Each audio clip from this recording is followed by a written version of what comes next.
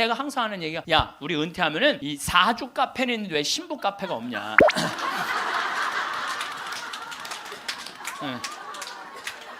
우리 신부 카페 하자. 신부 카페.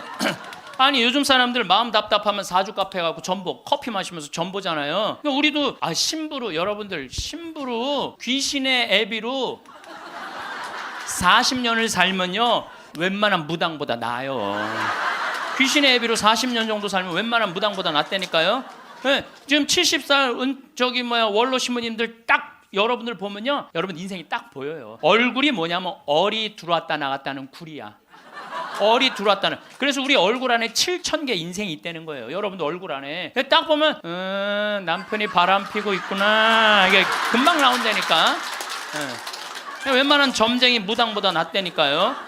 저도 본당 신부하면서 무당들 세례를 많이 줬어요. 무당들이 천신, 자기가 모시는 신기가 떨어지면요 천신을 찾아온다니까요. 그래서 내가 뭐 북도 태우고 막 이거 신물도 많이 태워주고 세례도 주고, 또 어떤 무당은 유방암이 걸렸는데 67, 8쯤 됐는데 평생 이제 점을 봐준 거죠. 근데 이제 나한테 온 거예요. 이제 삶을 정리하고 하느님한테 귀의하고 싶다고. 살아온 얘기 다 들어주고, 그리고 이제 마지막에 이제 죽을 때 또 신부님 성가 소리 듣고 죽고 싶다고. 근데 쫓아가갖고 또 보니까 막 기다리고 있더라고요. 그래서 내가 막 성가 불러주니 그렇게 해서 돌아가셨어. 그러니까 내 품에 죽은 무당도 있다니까. 내 품에 죽은. 내가 웬만한 무당보다 낫지. 그리고 나보다 7살 많은 베네딕토 신부라는데 얼굴이 못생겼어요. 네. 형은 그 정신없이 왔다 갔다 하지 말고 주방에서 나오지 말고 거기서 나오지 말고 음식하고 음식. 네. 그 다음에 뭐 담배만 피우고 뭐 아무것도 안 하는 우리 마티아 신부, 너는 청소하고. 난 이제 이게 되니까 앉아서는. 내가 장소도 다 봐뒀어요. 근데 요즘 길에 나가면 애들 하나도 없어요. 어딜 돌아다니는지. 누구만 돌아다니, 할머니 할아버지들만. 할머니가 길에 꽉 찼어. 또 할머니들이 어서 유모차 주사 유모차를 밀고 온 세상을 다 다녀. 유모차를 밀고 온 세상을 다 다녀. 유모차를 밀고 무슨 뭐 놀이터, 슈퍼마켓. 그래서 여러분들 무슨 현상이 있느냐면요, 그 노인정 앞에 가보세요. 유모차가 10대씩 끝나고 나면 밀고 다 집에 가고. 이거 어떻게 할 거예요? 수녀님이 눈보라를 맞아갖고 산을 가는데 헤매다가 오두막집을 발견한 거예요. 발견했는데 다행히 침대가 하나 있고 그 다음에 침낭이 있는 거야. 담요는 이제 바닥 옆에 있고. 그래서 신부님이, 수녀님 침대가 하나밖에 없으니까 나는 남자니까 수녀님은 침대에서 주무시고 나는 침낭에서 자겠다고. 그래갖고 이제 이렇게 이제 겨우 이제 그 어른 몸을 녹이고 신부님이 침낭에 이렇게 자꾸로 올리고 잘라 그러는데 수녀님이, 신부님 저 너무 추워요 그러는 거예요. 그래갖고 신부님 어떻게 해? 자꾸를 열고 다시 나가갖고 담요를 하나 이제 갖다가 이제 수녀님 덮어줬어. 수녀님 이제 따뜻할 거라고. 그래갖고 이제 다시 이제 들어와갖고 이제 침낭을 딱 이렇게 해갖고 좀 잠을 막 들어갈 때 수녀님이, 신부님 저 정말 추워요 그러는 거야. 짜증이 나는데 어떻게 해, 남잔데. 그래갖고 다시 이걸 열고 다시 담요를 하나 수녀님 덮어. 수녀님 진짜 이제 따뜻할 거라고. 그래갖고 이제 겨우 잠을 일어나, 신부님 저 정말 추워요 그러는 거예요. 신부님이 딱 일어나서, 수녀님 사실은 여기 우리 둘밖에 없다. 아무도 우리 둘이 있는 거 모른다. 그러니까 수녀님 우리 부부처럼 오늘 밤을 좀 지내자. 그랬더니 수녀님 아우 좋아요 그랬어요. 수녀님이 아우 좋아요. 그러니까 아유 좋아요. 그래서 그럼 부부처럼 하는데 내가 지금부터 말을 좀 하겠다. 수녀님, 그 수녀님 말을 내가 빼겠다. 당신 자꾸 짜증나게 할 거야? 그 빌어먹을 담요 당신이 갖다 덮어. 나 잠 좀 자게 나도 좀. 여러분들, 부부가 이게 다정하게 이렇게 살다가 늙으면 좋은데 서로 맨날 짜증이 나느니 뭐 지겹대는 이런 소리 하면은요, 늙어서 한 집에 살아도요 있으나 마나요. 있으나 마나야. 하루 종일 혼자 텔레비. 이제 저녁에 며느리가, 어머니 식사하세요. 방문 땅땅 두들겼는데 또 이 시어머니 또 전기세 또 깜깜하게 꺼내. 째려보던 눈빛 그대로 파란 텔레비 불빛에 밥 먹으라고 이렇게 째려보면요 며느리가 심장이 땅땅 떨어지는 거예요. 사람은요 눈꼬리가 올라가지 이쁜 거야. 입꼬리가 올라가지 이쁜 거예요. 그래서 젊은 사람이 웃을 때 시원한 게 눈꼬리가 올라가고 입꼬리가 올라가서 시원한 거예요. 내가 이렇게 이렇게 젊은 사람은 눈에 확 띄어요. 눈꼬리 쫙 올라가고 입꼬리 올라가서.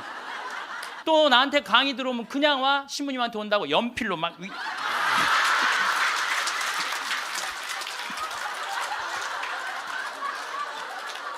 그런데 할머니들은 아무리 그려도 이게 떨어져요. 그래서 제가 드리는 말씀은 무기력증에 빠져 살지 말고 해만 뜨면 집을 나가라는 거예요. 내가 나이가 먹은 분들은요, 무조건 해만 뜨면 집에 있으면 절대 안 돼요. 해만 뜨면 집을. 황창현 신부님의 행복특강 바로 시작하겠습니다. 구독, 좋아요 눌러주시고 남겨주신 댓글엔 답글 달아드리겠습니다. 강의 후반부 인생에 도움이 되는 지혜도 꼭 들어주세요. 제가 작년에 아프리카 잠비아 무프리나라는 지역을 다녀왔습니다. 이곳은 인구가 15,000명인데 에이즈 환자가 1,600명이에요. 여러분들 요새 에볼라 그러는데 에볼라는 뭐 많이 걸려야 지금 한 10만 명 걸리는데 전 세계 에이즈 환자가 몇 명이냐면 3,500만 명이에요. 물론 이제 에이즈는 어느 정도 정복했다고 보는데 어쨌든 아프리카는 아직도 에이즈 환자가 굉장히 많아요. 한 15,000명 사는데 인구가 한 1,600명이 에이즈에 걸려 있는 거예요. 그래서 수녀님들이, 그것도 우리나라 수녀님들이 이 에이즈 걸린 아이들이에요. 뭐 나이 먹은 사람은 이미 죽었고 에이즈 걸린 아이들 이렇게 약도 대주고 영양제도 대주고 그럽니다. 그래서 제가 작년에 가서 우리 의사 선생님들, 또 이 사람들이 이가 아파도 일을 못 빼요. 그래서 이제 치과 의사 선생님들 모시고 가서 에이즈 환자는 이게 이 빼는 게 굉장히 위험해요. 막 이렇게 날카로운 뭐 치과 도구가 이렇게 찔리면 안 되는데 작년에도 그런 위험이 있었는데 올해 간 선생님이 저 수원에서 치과하는 우리 열심한 교우 선생님이 해다 찔렸어요. 그 에이즈 이 피가 그렇게 찔린 거죠. 그래서 어쨌든 이제 뭐 의사 선생님들 모시고 와갖고 이도 빼주고 에이즈 아이들 영양제도 좀 대주고. 그러니까 엄마가 또 빨리 죽으니까 애들 그 고아 아이들이 많은 거야. 근데 얘네들도 에이즈에 걸려갖고 나오는 거예요. 근데 얘네들이 5kg가 넘어야지 약을 먹는데 5kg가 안 돼. 3kg밖에 안 되는 거예요. 그래서 분유를 먹이면요 일주일 만에 얘네들이 5kg가 돼요. 그리고 그 금방 쑥쑥 몸무게가 늘어요. 그래서 거기 보육시설에 가서 분유도 좀 이제 대주고 그리고 돈이 없으니까 학교를 못 다니는, 초등학교를 못 다니는 아이들이 한 700명 정도 되는 거예요. 수녀님들이 그 아이들을 모아다가 공부를 가르치는데 돈이 없으니까 책 12권을 가지고 한 명이 공부를 하는 거야. 그래서 필요한 게 뭐냐, 그러니까 책을 사달래. 그래갖고 가갖고 2명이 한 권을 볼 수 있도록 해줬어요. 근데 내가 간 결정적인 이유는 나는 생태 마을을 꾸미니까 거기에 자카란다 농장이 있어요. 근데 농장이 80만 평이야. 80만 평. 80만 평인데 수녀님이 2만 평밖에 농사를 안 짓고 있는 거예요. 그래서 내가 수녀님한테 물어봤어요. 수녀님, 이거 농사 다 지면은 보육시설, 병원, 그 다음에 학교 다 운영할 수 있을 텐데 왜 2만 평밖에 못 꾸미고 있느냐? 그랬더니 신부님, 우리는 맨손으로 농사 짓는다는 거예요. 포크레인도 없고 트랙터도 없고 경운기도 없어서. 여러분들 맨손으로 농사 지면요 한 사람이 1,000평 이상 못 져요. 얼마나 농사가 힘든데요. 내가 생태학교 운영했을 때 학생들 입학을 많이 해요. 막 20명, 30명. 내가 물어봐요. 생태학교에 왜 입학했습니까? 제가 이제 은퇴를 해서 예전에 땅을 한 4,000평 사둔 게 있는데 그거 이제 농사 지려고 농사 배우러 들어왔습니다. 그럼 한번 해봅시다. 그래갖고 이제 3월 한 달 동안 모종 내고 거름 뿌리고 막 해요. 한 달 지나고 나서 내가 다시 상담을 해요. 어떻게 농사 이제 한 4,000평 질만 하십니까? 그러니까 해보니까 이게 쉽지 않으네요. 한 1,000평 정도 할 수 있을 것 같아요. 그래요. 3월, 4월, 5월, 더운 이제 6월 이제 지나고 나서 학생들 여름 방학할 때 제가 물어봐요. 이제 한 몇 평이나 농사 질 수 있을 것 같으냐고. 그러니까 이분들이 하는 얘기가 한 10평 질 수 있을 것 같아요. 10평. 맨손으로 농사 짓는 게 진짜 힘들어요. 근데 수녀님이 거기서 맨손으로 농사를 짓고 있는 거야. 그러니 포크레인도 없고 트랙터도 없고 경운기도 없다는 거야. 수녀님 얼마면 되겠냐가 2억이면 되겠대. 걱정하지 말아라. 내가 한국에 가서 2억 만들어서 보내주겠다. 내가 또 뻥이 또 엄청나게 세요. 내가 신학교 다닐 때 내 뻥이, 저 별명이 뭐냐면 황뻥이었어. 황뻥. 일단 뻥을 쳐놓고 한국에 돌아와갖고 내가 강의 때 몇 번 얘기했어요. 평화방송에도 나가고 내가 여러분들 아프리카에 정말로 멋있는 일을 하고 싶은데 1,000만 원씩 20명만 도와주면 좋겠다. 여러분들 재산 5억 중에 10분의 1, 5천만 원은 내 거 아니라고 생각해야 된다. 그거는 어려운 이웃 도와주라고 하느님이 축복 준 거다.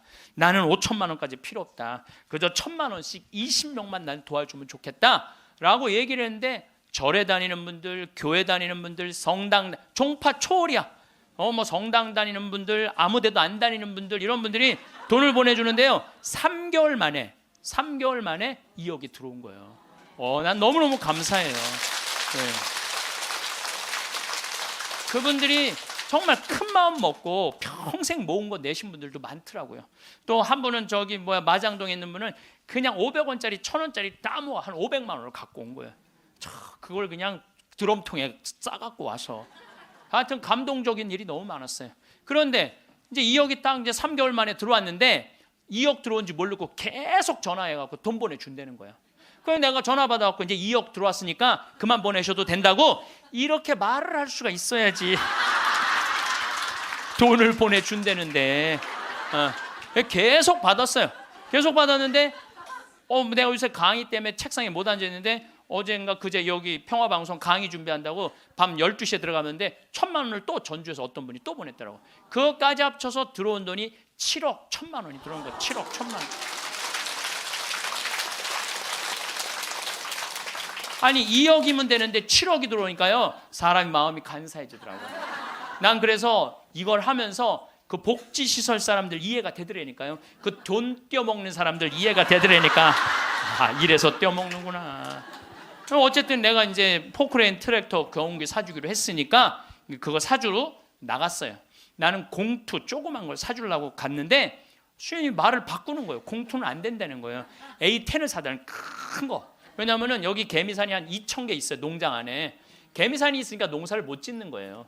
개미산 때문에 가려서 2,000개나 되는데, 얘네들이 짐은 100년 동안 짓는 거야. 산 하나를 100년 동안 지니까 얼마나 크겠어. 여기 이건 말도 안 돼. 이거 한 2층 정도 되는 큰 개미산을 져놓는 거예요.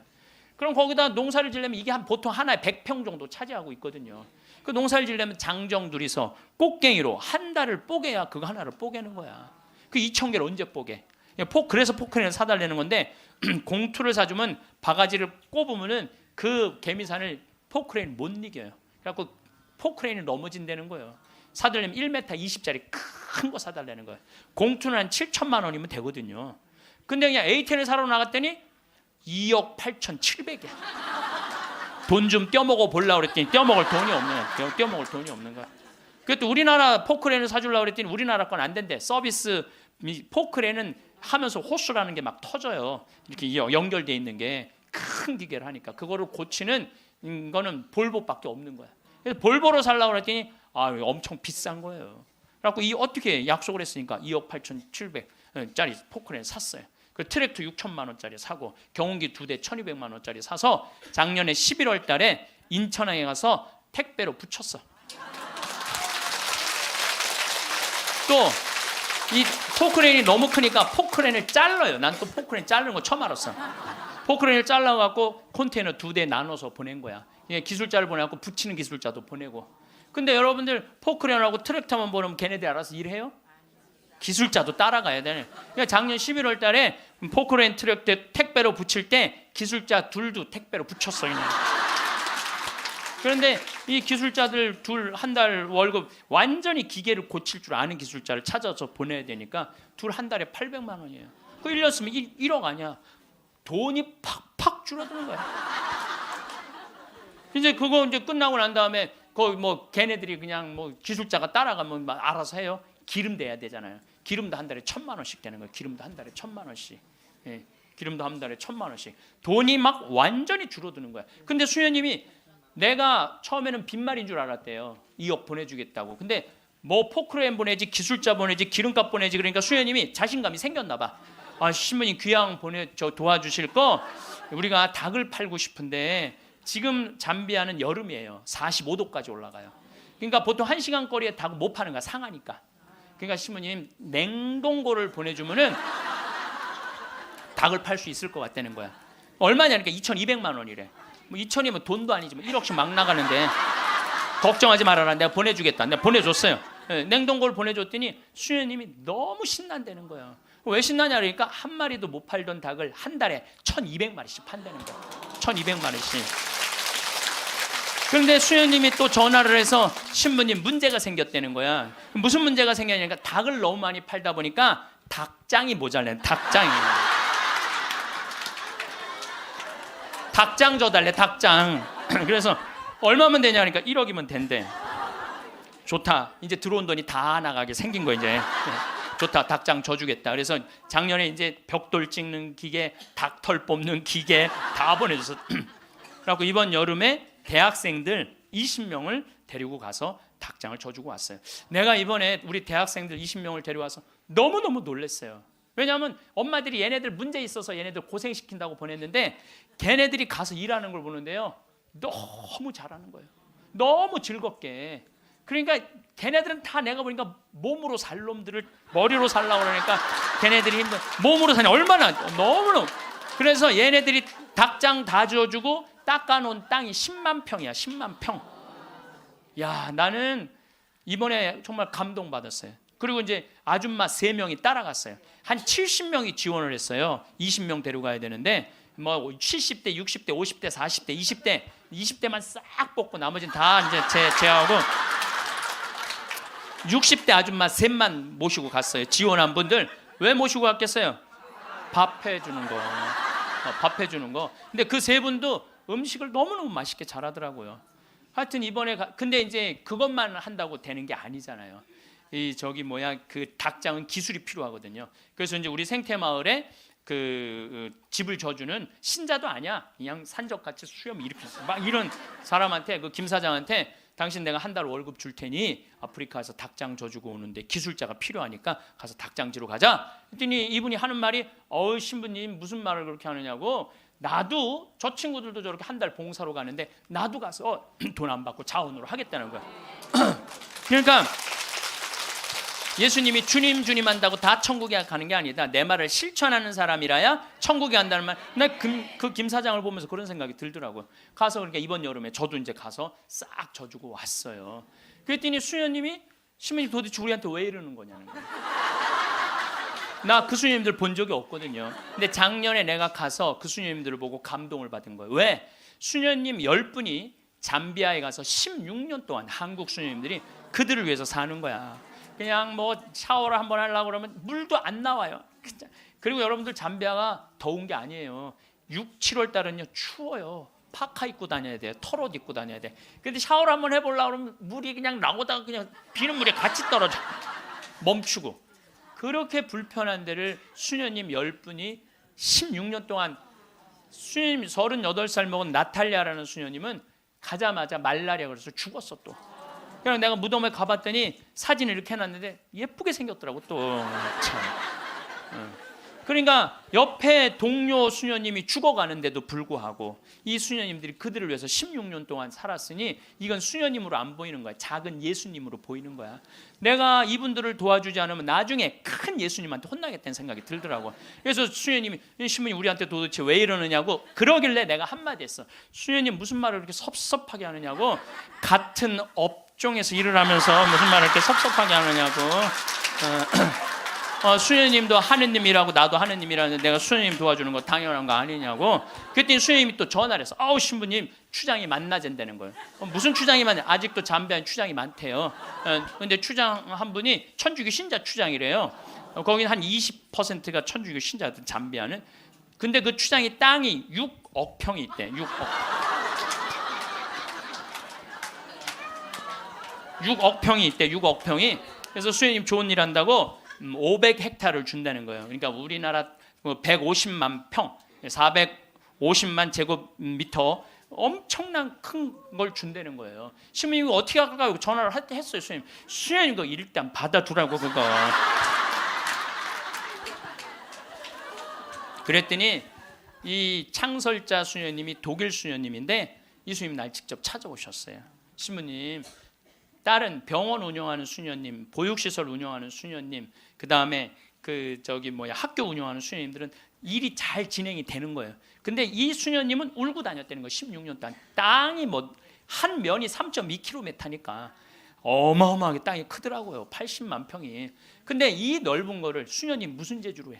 돈은 없지, 일은 하고 싶지. 16년 동안 울고 다녔다는 거예요. 근데 요즘 이 수녀님이 웃고 다닌다는. 그리고 친구 수녀들한테 이렇게 말한대요. 이것들아, 눈물로 씨 뿌리던 사람들이 기쁨으로 곡식을 거두리다, 이러고 다닌다는 거예요.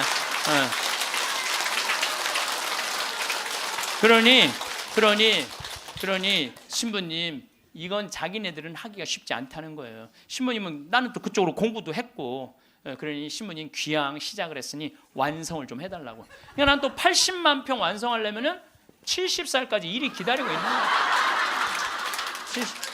난 아무리 살아도 아무 상관없어. 심심할 일이 없어. 심심할 일이. 이번 여름에는 이제 치과 의사 선생님들, 안과 의사 선생님을 모시고 왔는데, 이제 좀 젊은 분들이 가는데 안과 의사 선생님 대학병원에 과장님을 모시고 간 거야. 수술 도구까지 다 갖고, 내가 다 우리 저 후원하는 분들이 보내니까 치과 수술 도구, 안과 수술 도구 다 갖고 갔거든요.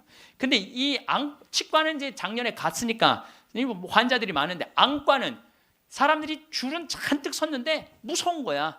이게 수술하면 누나를 빼는 건 줄 알고 누나를 빼는 건지. 백내장 환자가 많은데 그래갖고 그냥 들어왔다 나갔다 하는 거야. 그냥 수녀님들이 강제로 막 끌고 가, 해라고. 그래갖고 이제 이 백내장 수술을 해줬는데, 보통 그 사람들은 병원에 와도 고맙다고 안 그런대요. 근데 이 백내장 수술한 사람 매일 병원에 와서 고맙다고 그래. 눈알 빼는 줄 알았더니 눈알이 너무 잘 보이는 거야. 너무너무 잘 보이는 거야. 그래서 뭐 다른 과는 거기도 병원이 있는데, 안과, 치과 이거는 특수 직분이기 때문에 없대요. 근데 그분들이 그것 때문에 가장 고통을 겪는 거거든. 그래서 난 또 그 이제 의사 선생님들을 매년 모시고 가는 미안해 갖고 내년에는 가지 말지 뭐 그랬더니, 신부님 빼놓고 우리끼리 올게요 그러더라고요. 그게 왜 그런가 했더니, 그 의사 선생님들이 스트레스가 많아요. 그 아주 환자들 불평 그거 다 받아내는 거 너무 스트레스가 많은 거야. 그런데 그 선생님들 마지막 날 저녁에 이제 항상 회의를 하거든요. 신부님, 내가 의대 다니면서 내가 막 라면 먹고 그래. 그러니까 바쁘니까 보람을 한 번도 못 느꼈대. 내가 이렇게 힘들게 공부한 보람을 여기 와서 느낀다는 거야. 그러니까 나는 내년에 안 가려고 그랬는데 자기네들끼리 간다는 거예요. 참, 그래서 내년에 나 어쩔 수 없이 또 가게 생겼어요. 내년 여름에. 근데 이제 10만 평을 깎아놨는데, 거기도 지금 지구 온난화 때문에 굉장히 11월 시작하면서부터 우기가 시작됐는데 빈님이 안 오신 거예요. 그래갖고 보름 동안 안 오는데 지지난주부터 빈님이 오기 시작을 했다는 거야. 수녀님이 내가 이제 이양기라고 땅이 넓으니까 다 보내줬어요. 그 편지가 어제 왔어. 보니까 신부님 뿌렸는데 지금 비가 오시는데 옥수수가 대가 올라오기 시작한다는. 10만 평에. 나는 그게 내 것도 아니고 그 프란치스코 전교 수녀회 건데도 나는 내 게 아니잖아요. 그게 그 수녀님들 도와주러 간 거니까. 그런데도 그거 생각하면 너무 행복해요. 야, 난 정말 행복한 사람이구나. 너무너무 좋죠. 그러니까 이제 이 70살까지 나는 일이 기다리고 있는 사람이야. 그러면 70살이 되면 이제 뭐를 해야 돼? 은퇴를 해야 돼. 우리 신부들. 여러분들 70살이면 멀쩡한 나이예요. 여러분들 요즘 나이 계산하는 법 새로 나온 거 아시죠? 내 나이에 0.7년을 곱하면 그게 본 나이예요. 그러니까 지금 70살은 77이 49, 49살이야. 49살. 49살이라니까 70살들은 70살이에요? 잠깐 일어나 보세요. 미안하지만 일어나 보세요. 아니 괜찮아. 누가 70살이라고 그래? 49살이지. 49살이에요. 49살. 그러니까 우리가 이제 70살에 은퇴, 신부들이 70살에 은퇴를 하면은 너무 아깝잖아요. 그래서 한 달에 한 번 우리가 동창 모임을 하는데, 우리 동창 신부들하고 그러는 거야. 야, 우리 은퇴해갖고 그렇게 40년 사제로 살았지만은 너무 젊은 때 은퇴한다. 우리 뭐 할까? 은퇴하면은. 그래서 내가 항상 하는 얘기가, 야, 우리 은퇴하면은 이 사주 카페는 있는데 왜 신부 카페가 없냐?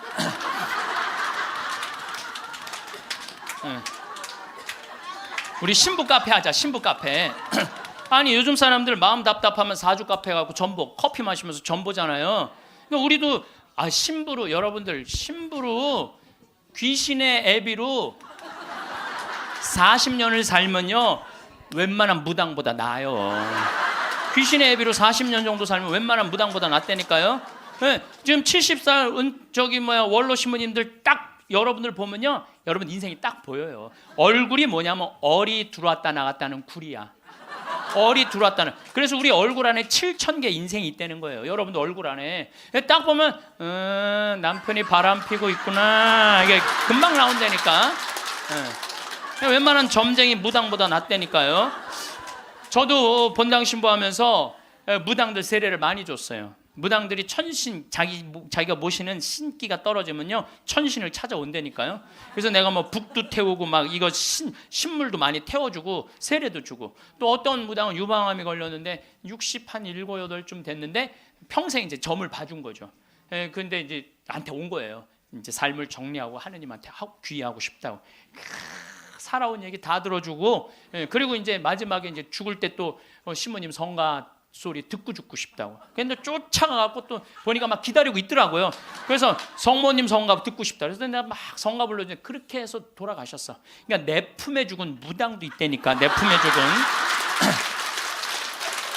죽은. 내가 웬만한 무당보다 낫지. 웬만한 무당보다 나은 거예요. 그러면 우리가 카페 차려놓고 여러분들 본당 신부님들 면담하려고 그러면 얼마나 힘들어. 본당 신부님 바쁘고 우리 은퇴하면 시간도 많은데. 그래서 우리 잘생긴 시모니 신부가 있어요. 오늘 오후에 만날 건데, 시모니 신부 그 커피 바리스타 자격증도 있고 잘생기고 자격증이니까 시모니 신부는 커피 바리스타하고, 그리고 나보다 7살 많은 저 베네딕토 신부라 했는데 얼굴이 못생겼어요. 형은 그 정신없이 왔다 갔다 하지 말고 주방에서 나오지 말고 거기서 나오지 말고 음식하고 음식. 그다음에 뭐 담배만 피우고 뭐 아무것도 안 하는 우리 마티아 신부, 너는 청소하고. 난 이제 이게 되니까 앉아서는. 내가 장소도 다 봐뒀어요. 장소는 어디로 했냐면은 남한산성 성지가 있는데, 남한산성 성지가 새로 성당을 줘서 갔어요. 옛날 구성당이 아주 그 창호주로 잘 져놨어. 그래갖고 그 성당 터 달라고 그랬어. 여러분들 남한산성 그 근처에 또 점 보는 데도 많아요 보면. 그래갖고 이제 거기는 이제 신부 카페. 우리는 은퇴해서도 할 일이 있는 거야. 그러니까 나는 이제 뭐 대학하라고 이제 기부금도 40억 받았으니까 나는 200살까지 살아도 일이 있어요. 200살까지. 근데 여러분들은 무슨 계획이 있느냐? 나 이걸 묻고 싶은 거예요. 무슨 계획이 있느냐? 지금 60살 되신 분들은 100살까지 살아요. 100살. 50살 되신 분들은 110살까지 살아. 110살. 40 되신 분들은 120살까지 살아. 120살. 제가 20년 전에 강의하러 다니면서 여러분들 이제 100세 시대가 옵니다. 신부님 뻥하지 말라고, 무슨 100살까지 사느냐고. 근데 요즘 여러분들 100세 안보장, 100세 연금보장 나왔어요, 안 나왔어요? 100세 시대 온 거예요. 근데 올해 한 보험회사에서 무슨 상품이 나왔냐면 110세 건강 안심보험이 나왔다니까요. 그러면 이분들이 보험회사 분들이 야 100세 상품 나왔으니까 다음에 110세 할까? 이거 아니죠. 그때는 암 정복된다고 보는 거예요. 그리고 그때는 치매도 어느 정도 잡는다고 보는 거예요. 혈압, 당뇨 다 잡는다고 보는 거예요. 그러니까 그래 60년 후야. 60년 후인데 여러분들 1년에 0.5년이 늘어나. 1년에 0.5년 평균. 그러니까 지금 86세가 가장 많이 죽는 나이래요. 86세가. 근데 2020년에는 몇 세에 가장 많이 죽느냐면 90세에 가장 많이 죽는데 2020년. 그럼 2020년이면 몇 년 후에? 6년 후야. 6년 후. 그럼 여기 60살 되신 분들 66살 되면은 90세가 가장 많이 죽는다 그러면 그분들 몇 살까지 살 것 같아요? 100살은 그냥 가는 거. 60세들은. 50세들은 110살 가는다니까. 아직 산 것도 아니라니까 여러분들. 40살들은 20년 더 살고 60년을 더 살아요. 60년. 그런데 며칠 전에 소련 러시아에서 먹으면 120살까지 사는 알약을 개발했대요. 미토콘트리아라고 우리가 이렇게 장도 늙어가면서 노화가 진행인데 그걸 먹으면 그 노화 진행 속도를 그렇게 늦출 수가 있다는 거야. 10년 후부터 시판한다는 거야. 120살까지 사는 일이 벌어지는 거야. 120살. 그러면 이거 어떻게 되는 거야, 이거? 이거 보통 심각한 문제가 아니라니까 여러분들. 지금 웃을 일이 아니에요, 지금. 웃을 일이 아니에요. 예, 심각한 거예요. 3년 전에 우리나라가 100살 이상이 1,700명 선에서 왔다 갔다 했어. 3년 전에 여자가 1,600명, 남자가 100명. 3년 전에 100살 이상이. 예. 그런데 올해 내가 통계청, 인구 통계청에 들어서 자료를 뽑아보니까 올해는 100살 이상이 몇 명이냐면 14,000명이에요. 14,000명. 3년 만에 100살 이상이 10배가 늘어난 거예요. 10배가. 10배가 늘어났어요. 90에서 100살까지는 몇 명이냐면 13만 4천 명. 80에서 90살까지 몇 명이냐면 97만 명. 그 다음에 60에서 70살까지는 270만 명. 그래서 65세 이상이 몇 명이냐면 정확하게 49만 명인데 650만 명에 650만. 65세 이상이 650만 명. 초등학교 애들이 270만 명, 270만 명. 그러니까 초등학교 애 하나에 할머니 셋이에요. 지금 그런 세상이 됐다니까요. 우리는 어렸을 때 길에 나가보면요, 애들이 바글바글했어요. 구슬치기, 딱지치기, 담방구, 자치기. 낮에만 그렇게 돌아다녀서 밤에 깡통 돌리게 해보면 온 놈들이 다 깡통 돌리고 다녔어요. 근데 요즘 길에 나가면 애들 하나도 없어요. 어딜 돌아다니는지. 누구만 돌아다니, 할머니, 할아버지들만. 할머니가 길에 꽉 찼어. 또 할머니들이 어서 유모차 주사, 유모차를 밀고 온 세상을 다 다녀. 유모차를 밀고 온 세상을 다 다녀. 유모차를 밀고 무슨 뭐 놀이터, 슈퍼마켓. 그래서 여러분들 무슨 현상이 있느냐면요, 무슨 현상이 있느냐면은 그 노인정 앞에 가보세요. 유모차가 10대씩 끝나고 나면 밀고 다 집에 가고. 이거 어떻게 할 거예요?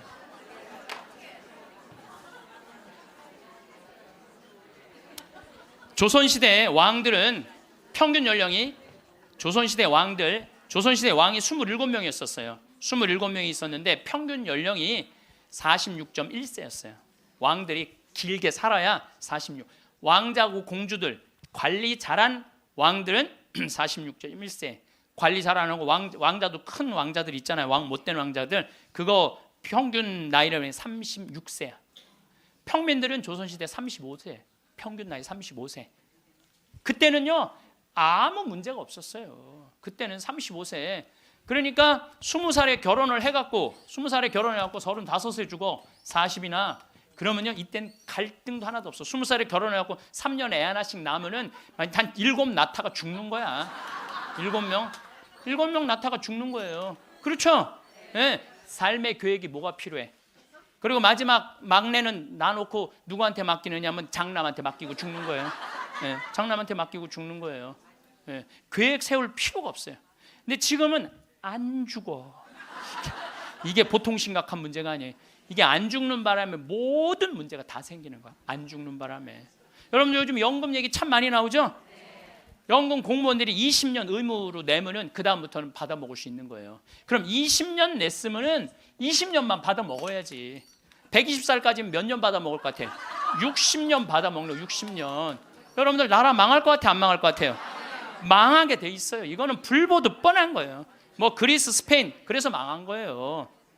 그래갖고 좀 나라 이제 자식들을 위해서 좀 후손들을 위해서 연금 좀 깎자고 지금 국회에서 정부에서 그러는 거 아니에요? 계산 뻔히 나오니까 그 연금 깎자고 그랬더니 깎으려는 연금을 안 깎고 머리 깎고 안 된다고 그냥.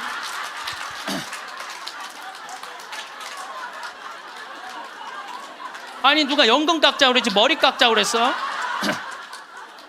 그런데 여러분들 이게요, 이게 웃지도 울지도 못할 일이에요. 웃지도 울지도 못할 일이야. 이게 지금 이게 지금 우리나라가 지금 무대책이야. 무대책. 아무 대책이 없는 거야. 그래서 연금 문제에 걸리지. 치매가 우리나라가 지금 58만 명이에요. 여러분들 35살 때 죽을 때 치매 걸려요? 이땐 치매 걸릴 시간도 없어요. 근데 지금 80, 90 방에 가만히 앉아 있으면은요, 네가 누군지 내가 누군지도 모르고 그냥 이러고 있는 거예요. 네가 누군지 내가 누군지도 모르고. 그러면 치매가 이렇게 있으면은 이 한 집에 5, 6 매달려 있다고 보면은 300만 명이 치매 때문에 고통을 겪고 있는 거예요. 모든 문제는 안 죽어서 생기는 문제예요. 그리고 난 정치인들도 보면 참 머리 나빠. 여러분들 65세가 650만 명, 50세까지 되면 거의 1000만 명인데 이제는요 진보가 보수를 이길 수가 없어요. 진보가 보수를 이길 수, 늙으면 보수로 될 수밖에 없거든. 그러니까 노인들은 또 투표를 또 얼마나 열심히 해요. 똑같이 찍잖아. 이게 무슨 얘기냐면은 사회가 변할 가능성이 없다는 거예요. 젊은 사람이 많이 나와야지 사회가 변하고 발전하는데, 나이를 먹어가는 사람이 그 사회의 주축을 이루고 있잖아요. 그렇다고 죽으라고 그럴 수도 없고 살라고 그럴 수도 없고. 그러니까 결국은 누가 변해야 되냐면은 여러분들이 변해야 되는 거예요. 내가 삶을 어떻게 살아갈 것이냐, 이거 보통 생각해야 되는 거 아니에요. 그냥 진짜 웃을 일이 아니라니까요. 지금 여러분들 웃을 일이 아니에요. 그런데 우리나라가 65세 이상 노인들이 OECD 국가 중에 가장 가난해. 가장 가난해. 근데 여러분들 왜 가난한 줄 알아요? 국가가 잘못해서 가난했을 것 같아요?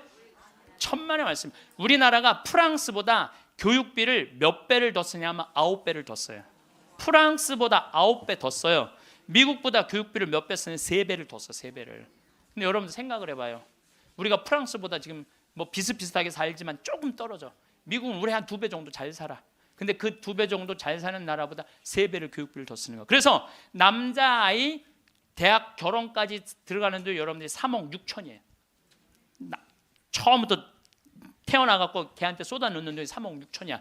여자는 3억 4천이 들어가요. 그럼 남자 여자 아들 딸 둘 나갖고 결혼까지 시켰으면 여러분들 얼마 쓰면 7억을 쓴 거야. 7억을. 셋 낳았으면 10억을 쓴 거야. 10억. 그러니까 애를 낳아요. 그래서 애도 안 낳는 거예요. 이놈의 교육 때문에 애도 안 낳는 거예요. 그러니까 애가 안 나오면 나라는 어떻게 되겠어요? 이게 머리가 복잡해요. 내가 보기엔 정치인들 머리가 지끈지끈할 거야 아마. 그 생각을 해보면은. 그러니까 65세 넘어가고 OECD 국가 35개 나라 중에 우리나라가 노인이 가장 가난해. 쓸 돈이 없는 거야. 자식들한테 다 쓰고. 그리고 요즘 애들은요 1등 아니면 패배자야 다. 그러니까 대기업에 취직 안 하면 아무데도 취직 안 하는 거야. 그리고 대기업 안 갈 바야 200만 원 받고 일 안 한다 이거야. 그러니까 집에서 논다는 거야. 그럼 노는 놈 누가 책임져야 돼? 부모가 아니 어제도 저녁 먹으면서 들은 얘기인데 엄마 아빠가 다 교직이래. 그래서 연금이 700만 원 정도 나온대요. 그렇게 친구 중에 제일 연금이 많이 나온대. 상전 밥 한 번, 술 한 번을 안 낸다는 거야.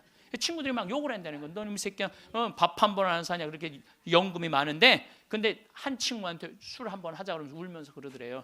애들이 둘 다 명문대학을 나왔는데 대기업 몇 번 보내 떨어지더니 집에서 놀고 있다는 거야. 걔네들 생활비로 600만 원을 대준다는 거야. 자기가. 그 자기네들이 100만 원을 가지고 쓴다는 거. 100만 원을 가지고. 그러니까 친구들 뭐 사주고 싶어도 사줄 수가 없다는 거예요. 100만 원 갖고 생활해야 되니까. 이게 지금 대한민국이 지금 정신이 나가도 한참 나간 거예요. 보통 문제가 아니라니까요. 안 죽어서 문제, 애들 일 안 해서 문제, 애 안 낳아서 문제. 참 큰 문제야. 그러니까 여러분들은 내가 어떻게 살아갈 것인가, 이 계획을 잘 세우셔야 돼요. 잘 세우셔야 돼. 예. 또 이 나이를 먹어갖고 어떤 문제가 있느냐면은 70세 드신 분들, 이 경제적인 문제가 지금 가장 심각한 문제고, 또 하나는 무기력증에 빠져요. 사는 게 재미가 하나도 없어. 돈이 있어야지 어디 돌아다니까. 돈이 있어야지. 돈도 없고 돌아다니지도 않지. 집에 하루 종일 있는 거야. 집에 하루 종일 있으니까 생전 웃을 일이 없네. 하루 종일 한 번도 안 웃어요. 보면은 한 번도 안 웃어요. 한 번도 안 웃으니까 남이 웃긴 얘기하면은 웃긴 웃어야 되는데 어떻게 웃어야 되는지 모르는 거야. 이 썩은 미소가 나오는 썩은 미소가. 한 번도 안 웃으니까 이게 무기력증에 걸리는 거예요. 그러니까 70살 넘으면 웃기라도 해야 되는데 안 웃고 가만히 있으면 눈두덩 쳐져요, 안 쳐져? 눈두덩, 눈가 쳐지고 볼 쳐지고 입가 쳐지고. 소파에 앉아고 가만히 텔레비 보고 있으면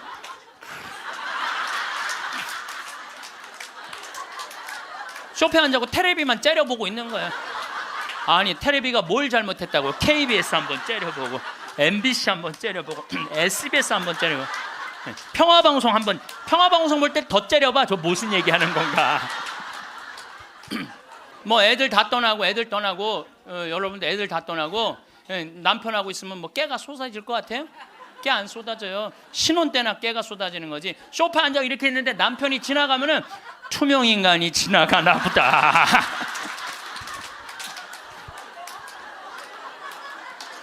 그 사는 게 재미가 하나도 없는 거예요.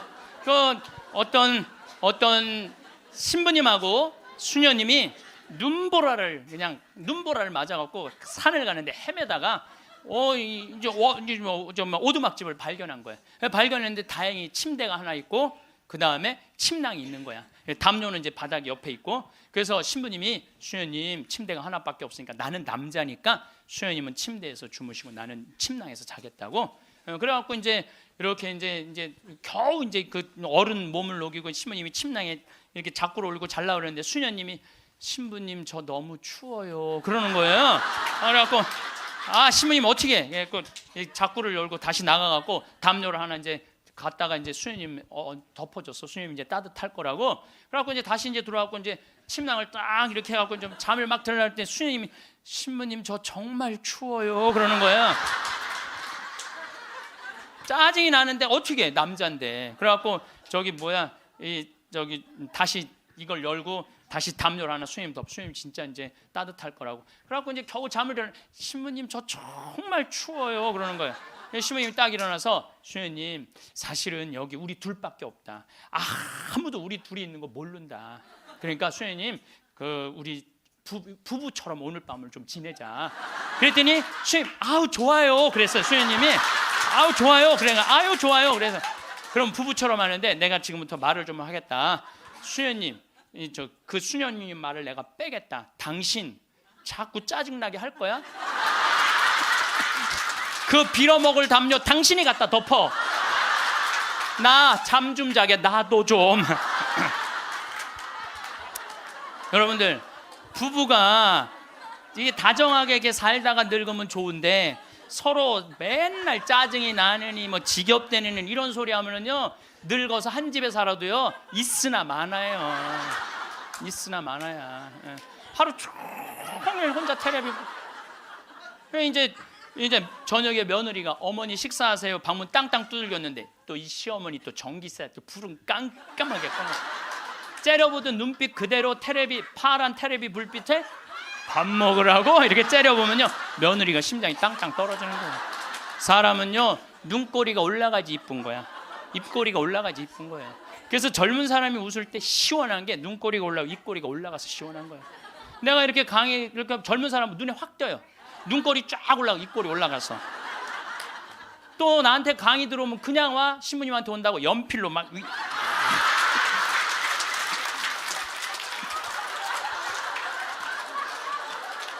그런데 할머니들은 아무리 그려도 이게 떨어져요.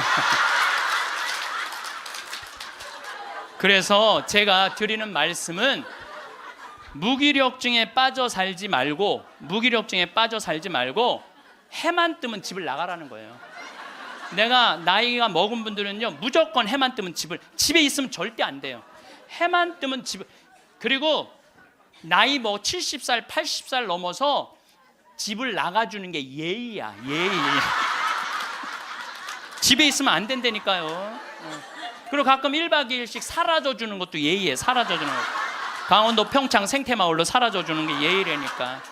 하루 종일 웃지도 않고 있으면 뭐가 행복하겠어요. 그러니까 할머니들 오늘 65세가 넘어갔고 나는 해 뜨자마자 여기 나왔다 한번 손 들어보세요. 내가 늘 말하지만 이 처녀들이 슬기로운 처녀들이라니까.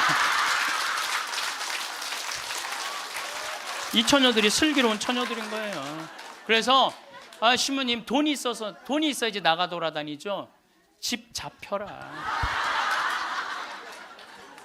집을 잡혀라. 그래서 집 잡혀서 경복궁도 가고 덕수궁도 가고 온양온천도 가고 춘천도 가고 맛있는 것도 사 먹고 친구들하고 어울려서 평창 생태마을도 오고 돌아다닐 수 있을 때까지 돌아다니는 거예요. 그래갖고 집 잡혀갖고 돌아다닐 수 있을 때까지 다니는 할머니들은 죽을 때 어떻게 죽는지 아세요? 아니에요. 그건 아니고 씩 웃고 죽는 것도 죽는 거지만은 돌아다닐 수 있을 때까지 돌아다니는 할머니들은 죽을 때 어떻게 죽느냐면 지쳐서 죽어요. 지쳐서.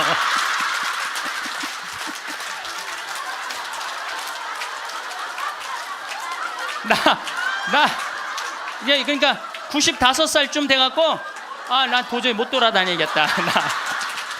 나 힘들어서 도저히 나 이제 가야 되겠다. 그러면서 씩 웃으면서 죽는 거 지쳐서. 근데 어떤 사람들이 사람을 미치게 만드느냐 하면 돈 쓰는 거 무서워갖고 뒷방에 가만히 앉아 있는 거예요. 뒷방에 가만히 앉아 있으면은 여러분들 그 다음에 허벅지에 근육이 풀려요. 허벅지에 근육이 풀리면 그 다음에 하는 일은 누워서 똥 싸는 거예요. 똥 싸는 거예요. 그 다음에 그 집에 할머니가 똥을 싸기 시작하면 그 집은 기쁨은 다 사라지는 거예요. 냄새가 얼마나 기분 나쁘게 하겠어요. 본인도 괴롭지만 그걸 옆에서 지켜보는 사람들. 그러니까 여러분들 자식을 위하는 거는요, 자식 걱정하는 게 아니에요. 자식을 위하는 건 내가 마지막까지 죽기 직전까지 내 발로 화장실 가주는 게 정말 자식을 위하는 거예요. 그러니까 마지막까지 화장실을 가주기 위해서는 뭐 해야 돼? 운동해야 된다. 운동. 제가 말씀드리는 거 운동. 네, 운동. 여러분들 2살 때 자랑스러운 게 뭔지 알아요? 똥오줌 가르는 거예요. 2살 때 자랑스러운 건 똥오줌 가르는 거예요. 3살 때 자랑스러운 건 뭐냐면 이가 나는 게 자랑스러운 거예요. 그렇죠? 12살 때 자랑스러운 건 뭐냐면 또래 친구가 있는 게 자랑스러운 거예요. 그때 엄마 아빠 필요 없어. 또래 애들이랑 막 뛰어놀고 다녀. 18살 때 자랑스러운 건 운전을 할 줄 아는 게 자랑스러운 거예요. 20살 때 20대 때 자랑스러운 건 애인이 있는 게 자랑스러운 거예요. 애인이 있는 게 35살 때 자랑스러운 건 돈을 버는 게 자랑스러운 거예요. 50살 때 자랑스러운 건 뭐가 자랑스러운? 돈이 많은 게 자랑스러워.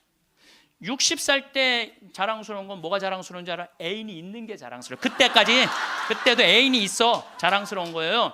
70세 때 자랑스러운 건 뭔지? 운전을 할 줄 아는 게 자랑스러워. 75살에 자랑스러운 건 같이 여행 다닐 친구가 있는 거, 같이 밥 먹을 수 있는 친구가 있는 게 자랑스러워요. 80세 때 자랑스러운 건 뭔지 아세요? 이가 남아있는 게 자랑스러워. 이가 남아있는 게 85세 자랑스러운 게 뭔지 알아요? 똥오줌을 가릴 줄 아는 게 자랑스러운 거예요. 85이 돼서도 내가 똥오줌을 가릴 수 있다. 그건 자식들한테 최고의 선물이에요. 그래서 뭐를 하라? 운동을 해라. 이 운동 얘기부터는 다음에 내가 강의를 여러분들한테 하도록 하겠습니다. 마침 기도 바치겠습니다. 성부와 성자와 성령의 이름으로. 큰 재산은 소심한 사람에게 걸맞지 않다. 집에서 말씀입니다. 구두쇠에게 재물이 무슨 이익을 주겠느냐? 제 몸을 돌보지 않고 쌓기만 하는 자는 다른 이들을 위하여 모으는 것이니 그의 재산으로 남들만 흥청거릴 뿐이다. 자신에게 악한 자가 누구에게 관대하겠느냐? 그는 자기 재산도 즐기지 못한다. 자신에게 인색한 자보다 더 악한 자는 없다. 그것이 바로 자신의 사악함에 대한 보상이다.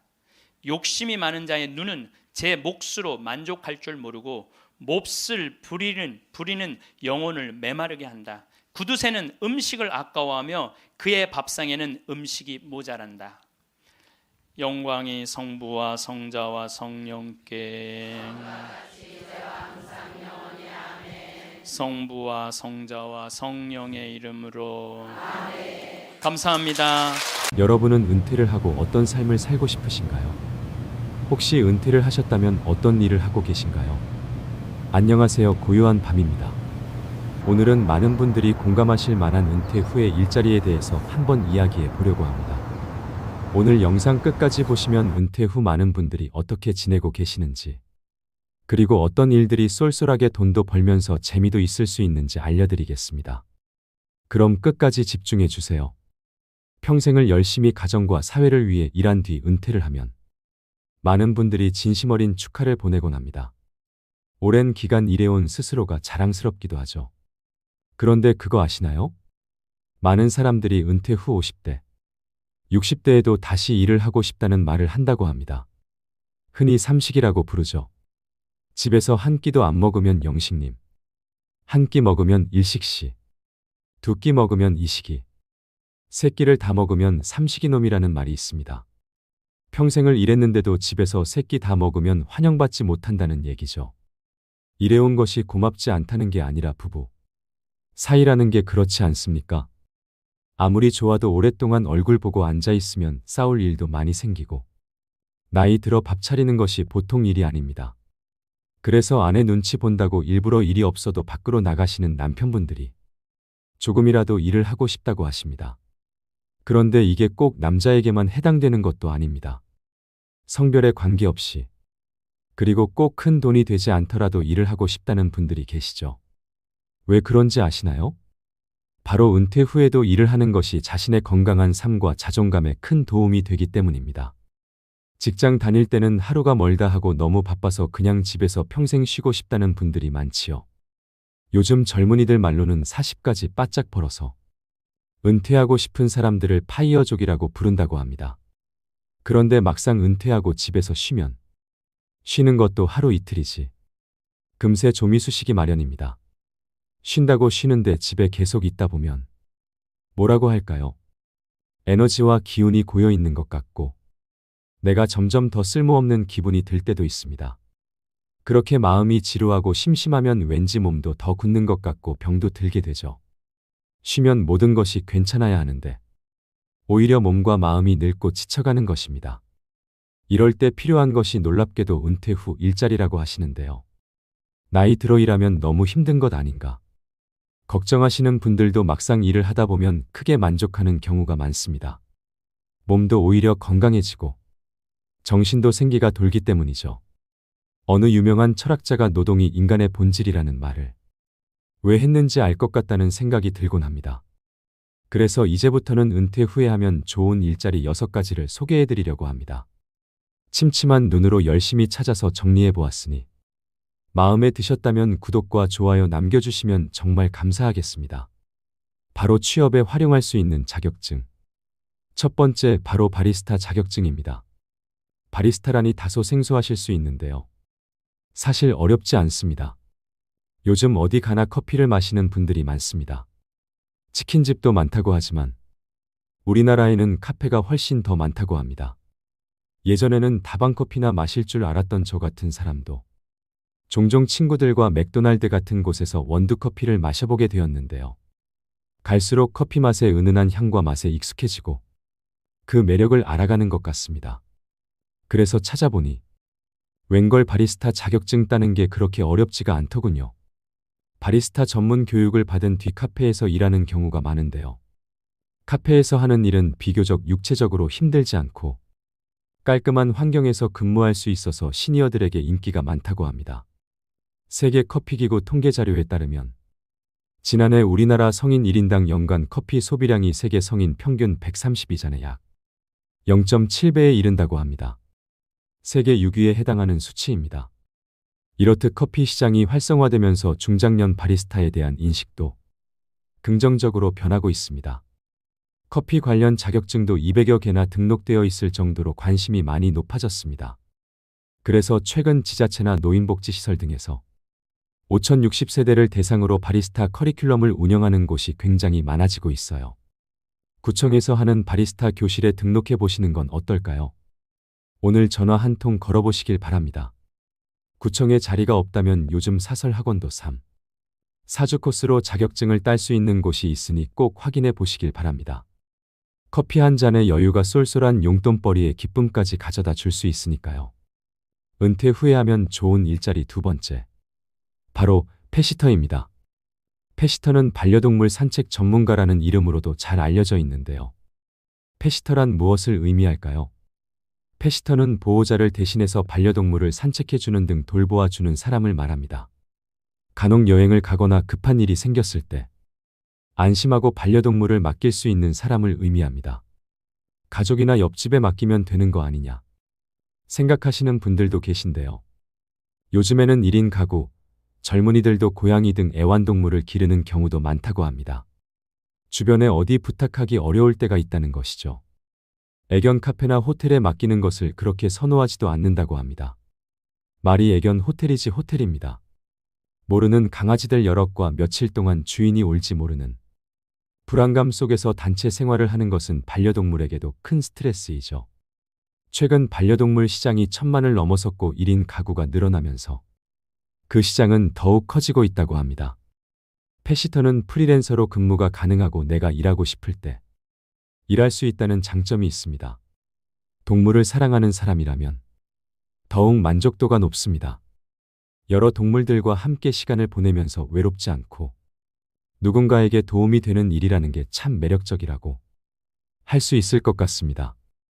펫시터의 집에 위탁을 하거나 보호자의 집에 펫시터가 방문해서 반려동물 돌봄 서비스를 진행하기 때문에 반려동물이 훨씬 편하고 익숙한 환경에서 돌봄과 케어를 받을 수 있는 것이 큰일입니다. 장점이라고 합니다. 반려동물 관련 산업 규모가 무려 연간 3조 원을 돌파했고, 특히 반려동물을 가족처럼 여겨 투자를 아끼지 않는 펫 문화의 발달과 함께 반려동물 케어 서비스 시장도 해마다 커지고 있습니다. 펫시터는 학력, 경력과 같은 것들이 무관하고 반려동물을 키워본 경험이 있는 분이라면 누구나 도전해 볼 수 있는데요. 해당 자격증이 필수는 아니지만 펫시터로서의 경쟁력과 전문성을 갖추기 위해서는 반려동물 관리사 자격증에 한번 도전해 보는 것을 꼭 추천드립니다. 은퇴 후에 하면 좋은 일자리 세 번째, 50대, 60대 분들에게 세 번째로 추천드리는 자격증은 바로 건축도장 기능사입니다. 생소하지 않으신가요? 그런 게 정상입니다. 그러나 건축도장 기능사는 그 이름이 낯선 것보다는 생각보다 우리 주변에 꼭 필요하고 자주 있는 직업인데요. 건축도장 기능사는 건축물을 보호하기 위해 건물 내외부를 페인트 등으로 도색하는 작업으로 중장년 여성분들도 하실 수 있을 만큼 건설업 중에서는 작업 난이도가 쉬운 편이라고 합니다. 그래서인가요? 50대 이상 여성의 취득률이 2위로 선정될 만큼 시니어 일자리로 선호하는 자격증입니다. 그렇다면 건축도장 기능사가 되려면 어떻게 해야 할까요? 건축도장 기능사는 필기는 없고 실기 시험만 진행됩니다. 응시 자격에는 제한이 없으며 시험 일정은 1년에 총 4번이 있다고 합니다. 실기 100점 만점에 60점 이상 취득 시 합격인데 합격률은 약 60%에 가까운 편으로 높은 편에 속합니다. 준비만 꼼꼼히 하시면 한 번에 무난히 붙을 수 있는 자격증입니다. 실기의 경우 실제 재료를 가지고 도장 연습을 하는 것이 무엇보다 중요한데요. 물론 유튜브 등으로 독학하여 준비하시는 대단한 분들도 있습니다. 그렇지만 아무래도 사설 학원에서 공부하시는 것이 훨씬 많은 도움을 받을 수 있습니다. 그런데 생각보다 많이 드는 비용에 깜짝 놀랄 수 있습니다.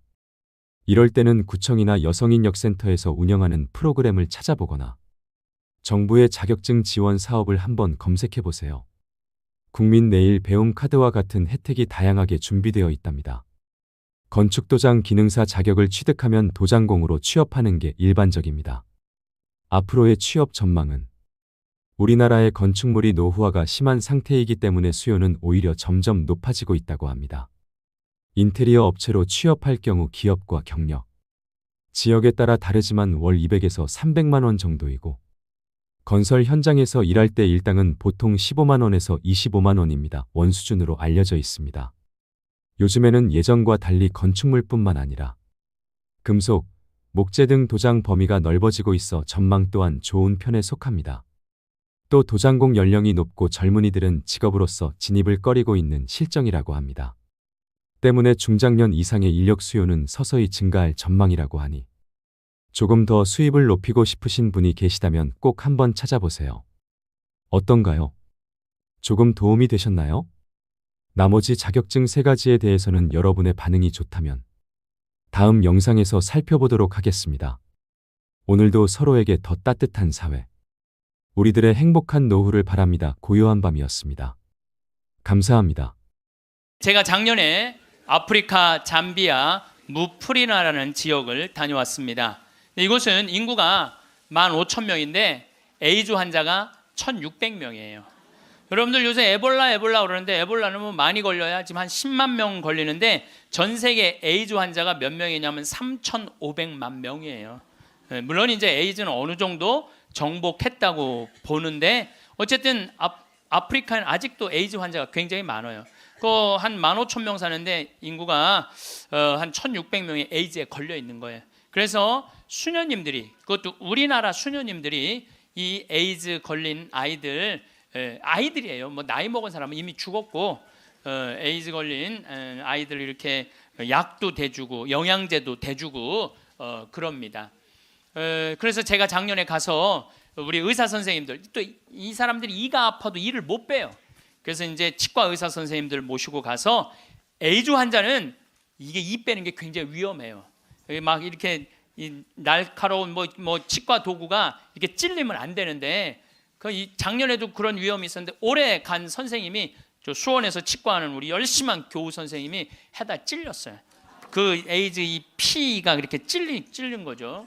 그래서 어쨌든 이제 뭐 의사 선생님들 모시고 와갖고 이도 빼주고 에이즈 아이들 영양제도 좀 대주고. 그러니까 엄마가 또 빨리 죽으니까 애들 그 고아 아이들이 많은 거야. 근데 얘네들도 에이즈에 걸려갖고 나오는 거예요. 근데 얘네들이 5kg가 넘어야지 약을 먹는데 5kg가 안 돼. 3kg밖에 안 되는 거예요. 그래서 분유를 먹이면요 일주일 만에 얘네들이 5kg가 돼요.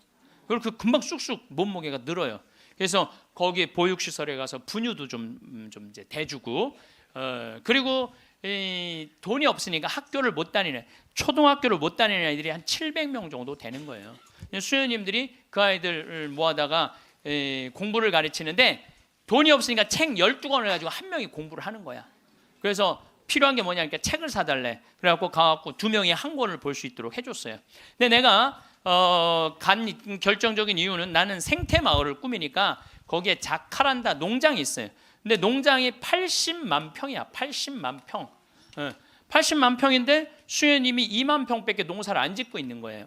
그래서 내가 수녀님한테 물어봤어요. 수녀님, 이거 농사 다 지면은 보육시설, 병원, 그 다음에 학교 다 운영할 수 있을 텐데 왜 2만 평밖에 못 꾸미고 있느냐? 그랬더니 신부님, 우리는 맨손으로 농사 짓는다는 거예요. 포크레인도 없고 트랙터도 없고 경운기도 없어서. 여러분들 맨손으로 농사 지면요 한 사람이 1000평 이상 못 져요. 얼마나 농사가 힘든데요. 내가 생태학교 운영했을 때 학생들 입학을 많이 해요. 막 20명, 30명. 내가 물어봐요. 생태학교에 왜 입학했습니까? 제가 이제 은퇴를 해서 예전에 땅을 한 4000평 사둔 게 있는데 그거 이제 농사 지으려고 농사 배우러 들어왔습니다. 그럼 한번 해봅시다. 그래갖고 이제 3월 한 달 동안 모종 내고 거름 뿌리고 막 해요.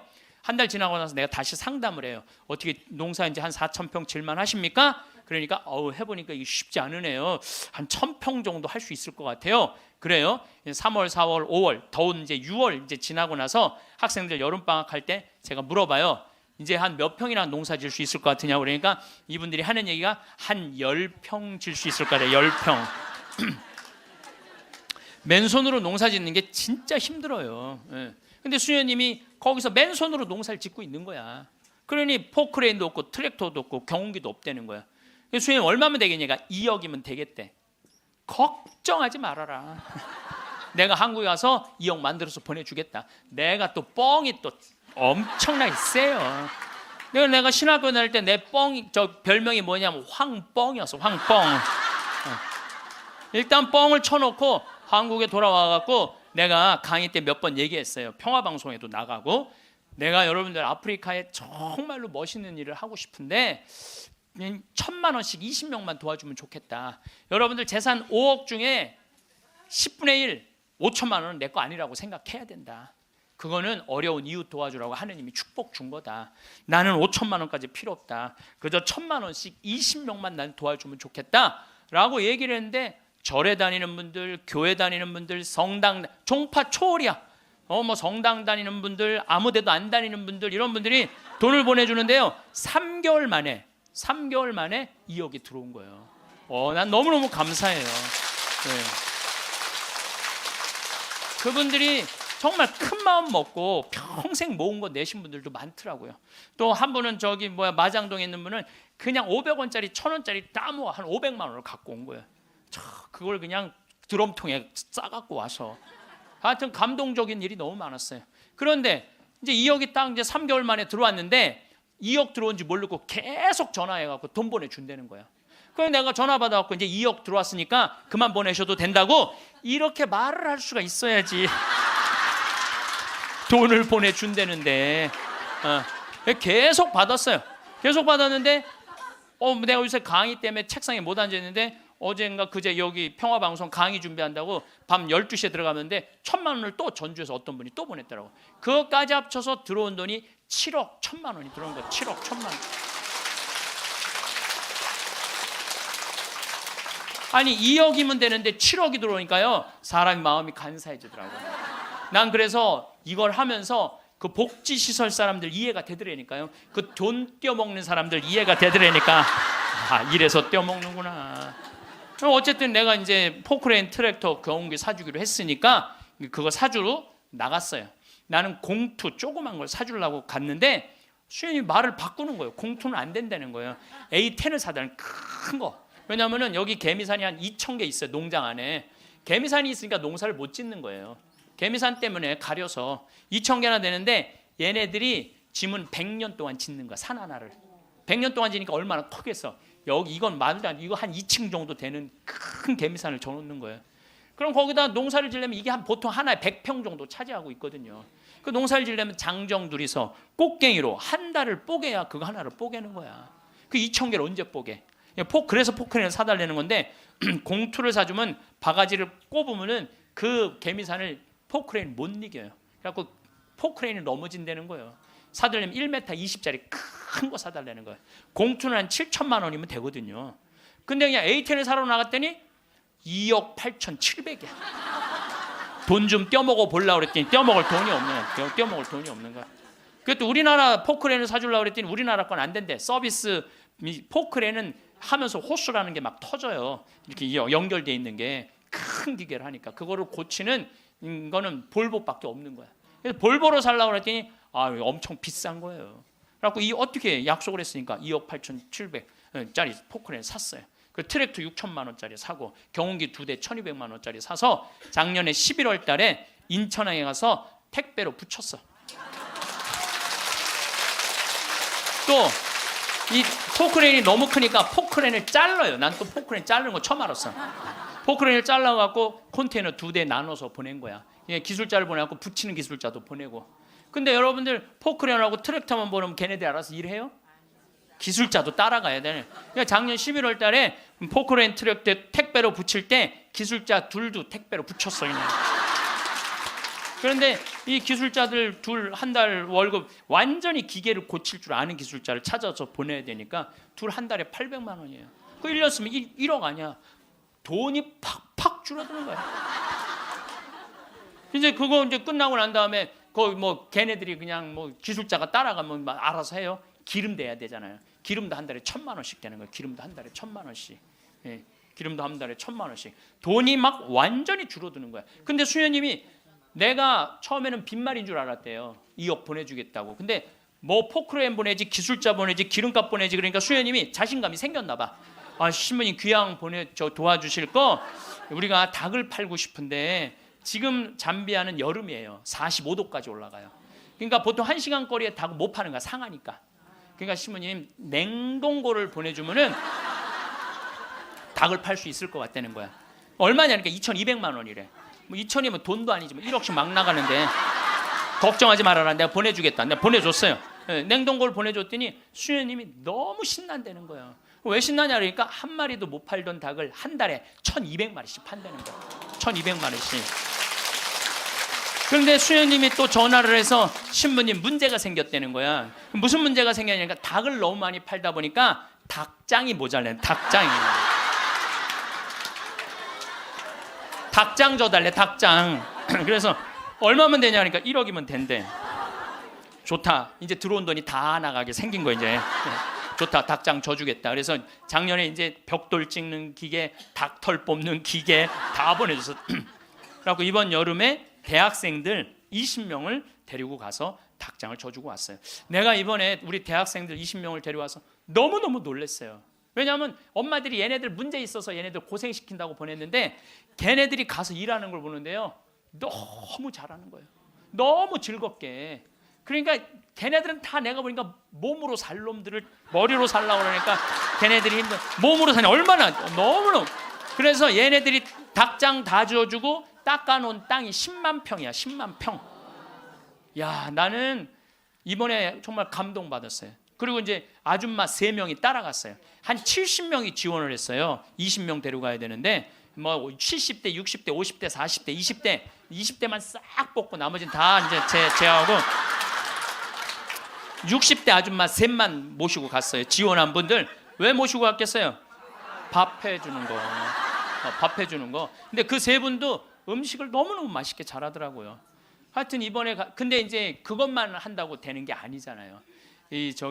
그 닭장은 기술이 필요하거든요. 그래서 이제 우리 생태마을에 그 집을 져주는 신자도 아니야. 그냥 산적같이 수염 이렇게 막 이런 사람한테 그 김 사장한테 당신 내가 한 달 월급 줄 테니 아프리카에서 닭장 져주고 오는데 기술자가 필요하니까 가서 닭장지로 가자. 그랬더니 이분이 하는 말이 신부님 무슨 말을 그렇게 하느냐고. 나도 저 친구들도 저렇게 한 달 봉사로 가는데 나도 가서 돈 안 받고 자원으로 하겠다는 거야.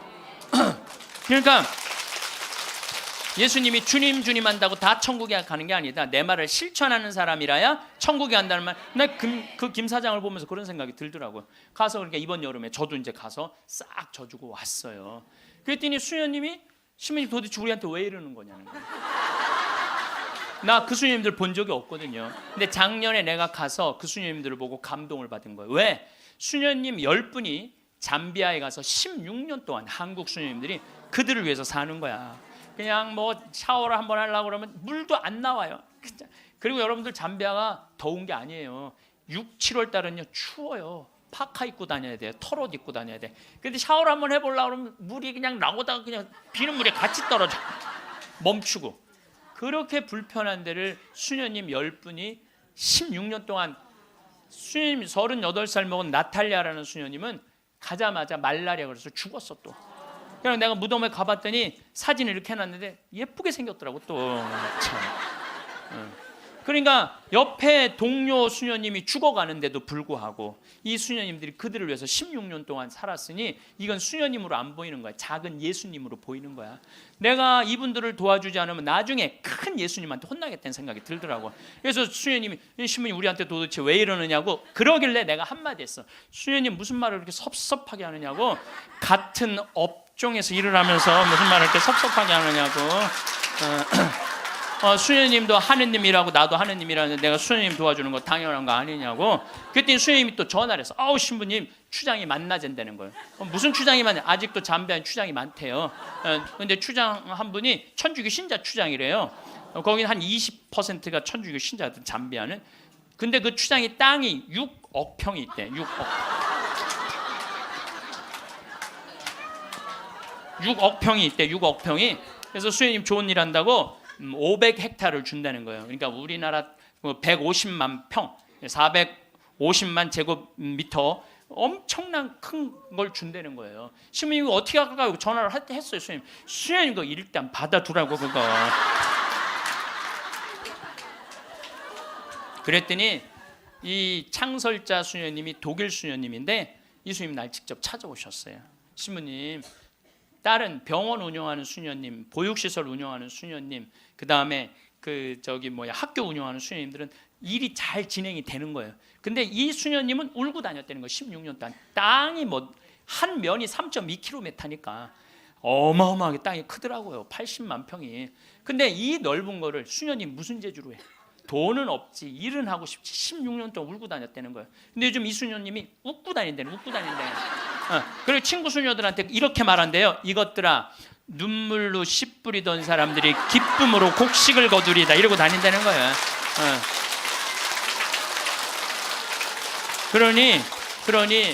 그러니 신부님 이건 자기네들은 하기가 쉽지 않다는 거예요. 신부님은 나는 또 그쪽으로 공부도 했고.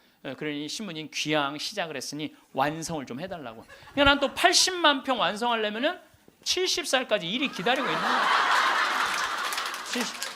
난 아무리 살아도 아무 상관없어. 심심할 일이 없어. 심심할 일이. 이번 여름에는 이제 치과 의사 선생님들, 안과 의사 선생님을 모시고 왔는데 이제 좀 젊은 분들이 가는데 안과 의사 선생님 대학병원에 과장님을 모시고 간 거야.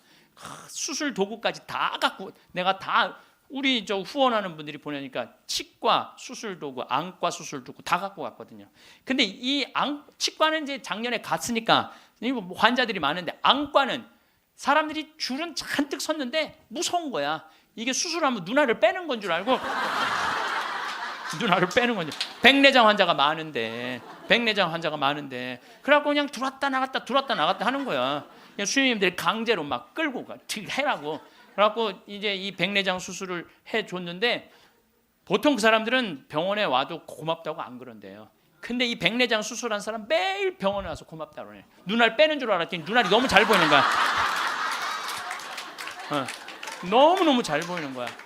그래서 다른 과는 거기도 병원이 있는데 안과, 치과 이거는 특수 직분이기 때문에 없대요.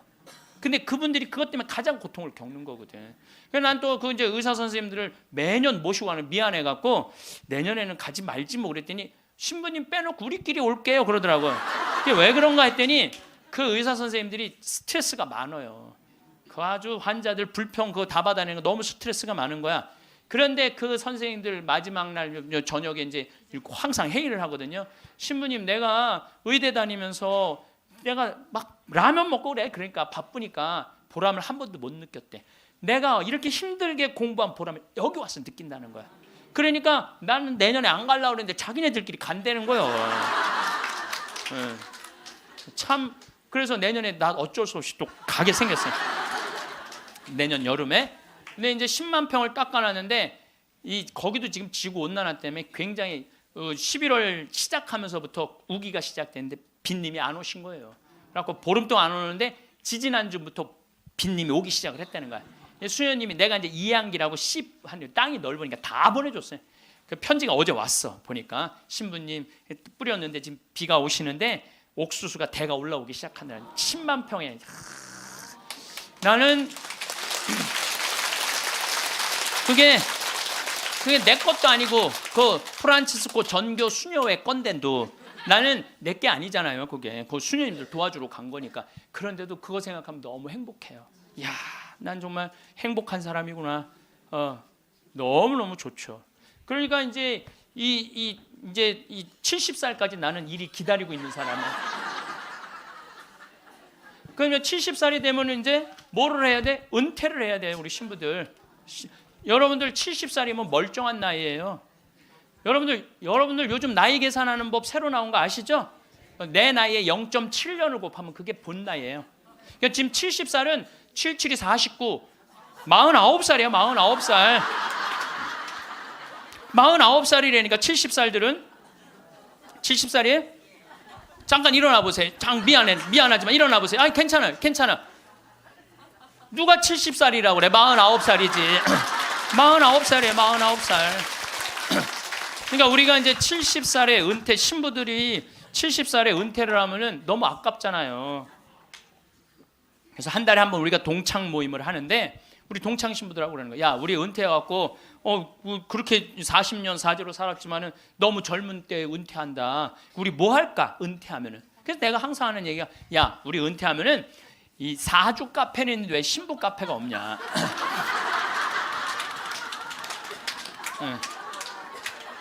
우리 신부 카페 하자. 신부 카페. 아니 요즘 사람들 마음 답답하면 사주 카페 가고 전보 커피 마시면서 전보잖아요. 그러니까 우리도 신부로 여러분들 신부로 귀신의 애비로 40년을 살면요 웬만한 무당보다 나아요. 귀신의 애비로 40년 정도 살면 웬만한 무당보다 낫다니까요. 네, 지금 70살 원로 신부님들 딱 여러분들 보면요 여러분 인생이 딱 보여요. 얼굴이 뭐냐면 얼이 들어왔다 나갔다는 굴이야. 얼이 들어왔다는. 그래서 우리 얼굴 안에 7,000개 인생이 있다는 거예요. 여러분들 얼굴 안에 딱 보면 남편이 바람 피고 있구나 이게 금방 나온다니까. 웬만한 점쟁이 무당보다 낫다니까요. 저도 본당 신부하면서 무당들 세례를 많이 줬어요. 무당들이 천신 자기가 모시는 신기가 떨어지면요 천신을 찾아온다니까요. 그래서 내가 뭐 북도 태우고 막 이거 신물도 많이 태워주고 세례도 주고 또 어떤 무당은 유방암이 걸렸는데 60 한 7, 8쯤 됐는데 평생 이제 점을 봐준 거죠. 근데 이제 나한테 온 거예요. 이제 삶을 정리하고 하느님한테 귀의하고 싶다고. 살아온 얘기 다 들어주고 그리고 이제 마지막에 이제 죽을 때 또 신부님 성가 소리 듣고 죽고 싶다고. 근데 쫓아가갖고 또 보니까 막 기다리고 있더라고요. 그래서 성모님 성가 듣고 싶다. 그래서 내가 막 성가 불러주는데 그렇게 해서 돌아가셨어. 그러니까 내 품에 죽은 무당도 있다니까. 내 품에 죽은. 내가 웬만한 무당보다 낫지. 웬만한 무당보다 나은 거예요. 그러면 우리가 카페 차려놓고 여러분들 본당 신부님들 면담하려고 그러면 얼마나 힘들어. 본당 신부님 바쁘고 우리 은퇴하면 시간도 많은데. 그래서 우리 잘생긴 시모니 신부가 있어요. 오늘 오후에 만날 건데 시모니 신부 그 커피 바리스타 자격증도 있고 잘생기고 자격증이니까 시모니 신부는 커피 바리스타 하고 그리고 나보다 7살 많은 베네딕토 신부라는데 얼굴이 못생겼어요. 네. 형은 그 정신없이 왔다 갔다 하지 말고 주방에서 나오지 말고 거기서 나오지 말고 음식하고 음식. 예. 그다음에 뭐 담배만 피우고 뭐 아무것도 안 하는 우리 마티아 신부 너는 청소하고. 난 이제 이게 되니까 앉아서 있네. 내가 장소도 다 봐뒀어요. 장소는 어디로 했냐면은 남한산성 성지가 있는데 남한산성 성지가 새로 성당을 줘서 갔어요. 옛날에 구성당이 아주 그 창호주로 잘 줘놨어. 그래갖고 그 성당 그 터 달라고 그랬어. 여러분들 남한산성 그 근처에 또 점 보는 데도 많아요 보면. 그래갖고 이제 거기에 이제 신부 카페. 우리는 은퇴해서도 할 일이 있는 거야. 그러니까 나는 이제 뭐 대학 하라고 이제 기부금도 40억 받았으니까 나는 200살까지 살아도 일이 있어요. 200살까지. 근데 여러분들은 무슨 계획이 있느냐? 나 이걸 묻고 싶은 거예요. 무슨 계획이 있느냐? 지금 60살 되신 분들은 100살까지 살아요. 100살. 50살 되신 분들은 110살까지 살아. 110살. 40대신 분들은 120살까지 살아. 120살. 제가 20년 전에 강의하러 다니면서 여러분들은 이제 100세 시대가 옵니다. 신부님 뻥하지 말라고 무슨 100살까지 사느냐고. 근데 요즘 여러분들 100세 안보장, 100세 연금보장 나왔어요 안 나왔어요? 100세 시대 온 거예요. 근데 올해 한 보험회사에서 무슨 상품이 나오느냐면 110세 건강 안심보험이 나왔다니까요. 그러면 이분들이 보험회사 분들이 야 100세 상품 나왔으니까 다음에 110세 할까? 이거 아니죠. 그때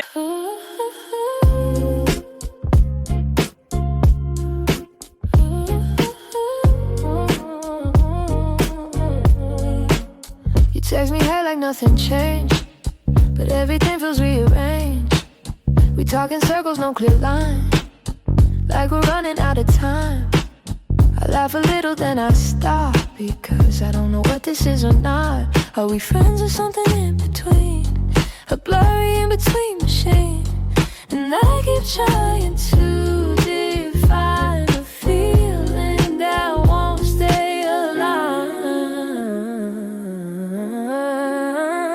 What are we when the lights go down? When nobody else is around? Are we close or just pretend?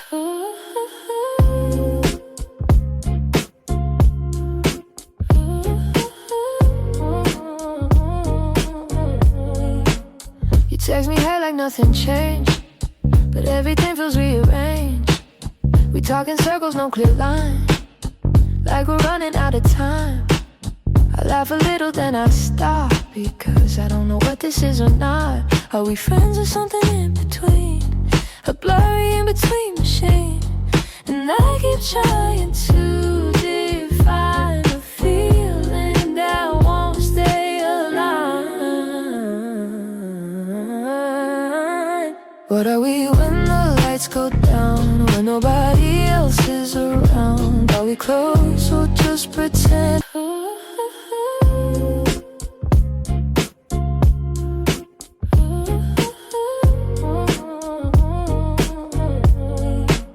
You text me hey like nothing changed, but everything feels rearranged. We talk in circles, no clear line, like we're running out of time. I laugh a little, then I stop, because I don't know what this is or not. Are we friends or something in between? A blurry in-between machine. And I keep trying to define a feeling that won't stay alive. What are we when the lights go down? When nobody else is around? Are we close or just pretend? 그때는 암 정복된다고 보는 거예요. 그리고 그때는 치매도 어느 정도 잡는다고 보는 거예요. 혈압, 당뇨 다 잡는다고 보는 거예요. 그러니까 그래 60년 후야. 60년 후인데 여러분들 1년에 0.5년이 늘어나. 1년에 0.5년 평균. 그러니까 지금 86세가 가장 많이 죽는 나이래요. 86세가. 근데 2020년에는 몇 세에 가장 많이 죽느냐면 90세에 가장 많이 죽는데 2020년. 그럼 2020년이면 몇 년 후에? 6년 후야. 6년 후. 그럼 여기 60살 되신 분들 66살 되면은 90세가 가장 많이 죽는다 그러면 그분들 몇 살까지 살 것 같아요? 100살은 그냥 가는 거. 60세들은. 50세들은 110살 간다니까. 아직 산 것도 아니라니까 여러분들. 40살들은 20년 더 살고 60년을 더 살아요. 60년. 그런데 며칠 전에 소련 러시아에서 먹으면 120살까지 사는 알약을 개발했대요. 미토콘트리아라고 우리가 이렇게 장도 늙어가고 늙어가면서 노화가 진행이 그걸 먹으면 그 노화 진행 속도를 그렇게 늦출 수가 있다는 거야. 10년 후부터 시판한다는 거야.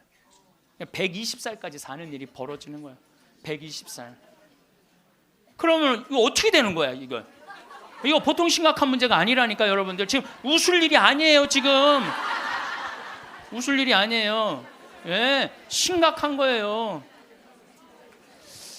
3년 전에 우리나라가 100살 이상이 1,700명 선에서 왔다 갔다 했어. 3년 전에. 여자가 1,600명, 남자가 100명. 3년 전에 100살 이상이. 예. 그런데 올해 내가 통계청, 인구 통계청에 들어서 자료를 뽑아보니까 올해는 100살 이상이 몇 명이냐면 14,000명이에요. 14,000명. 3년 만에 100살 이상이 10배가 늘어난 거예요. 10배가. 10배가 늘어났어요. 90에서 100살까지는 몇 명이냐면 13만 4천 명.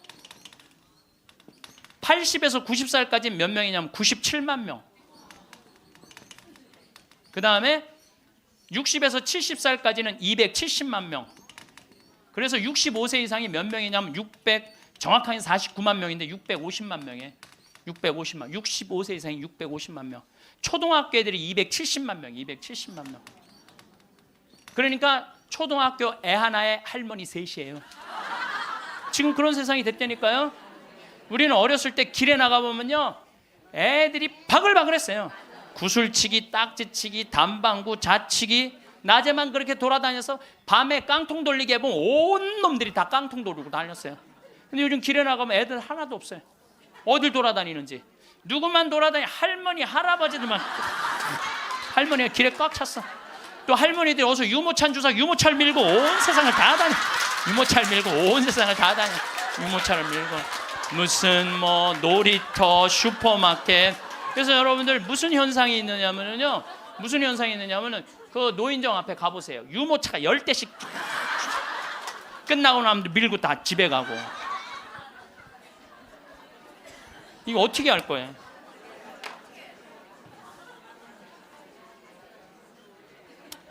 조선시대 왕들은 평균 연령이 조선시대 왕이 27명이었어요. 27명이 있었는데 평균 연령이 46.1세였어요. 왕들이 길게 살아야 46. 왕자고 공주들, 관리 잘한 왕들은 46.1세. 관리 잘 안 하고 왕자도 큰 왕자들 있잖아요. 왕 못된 왕자들. 그거 평균 나이는 36세야. 평민들은 조선시대 35세. 평균 나이 35세.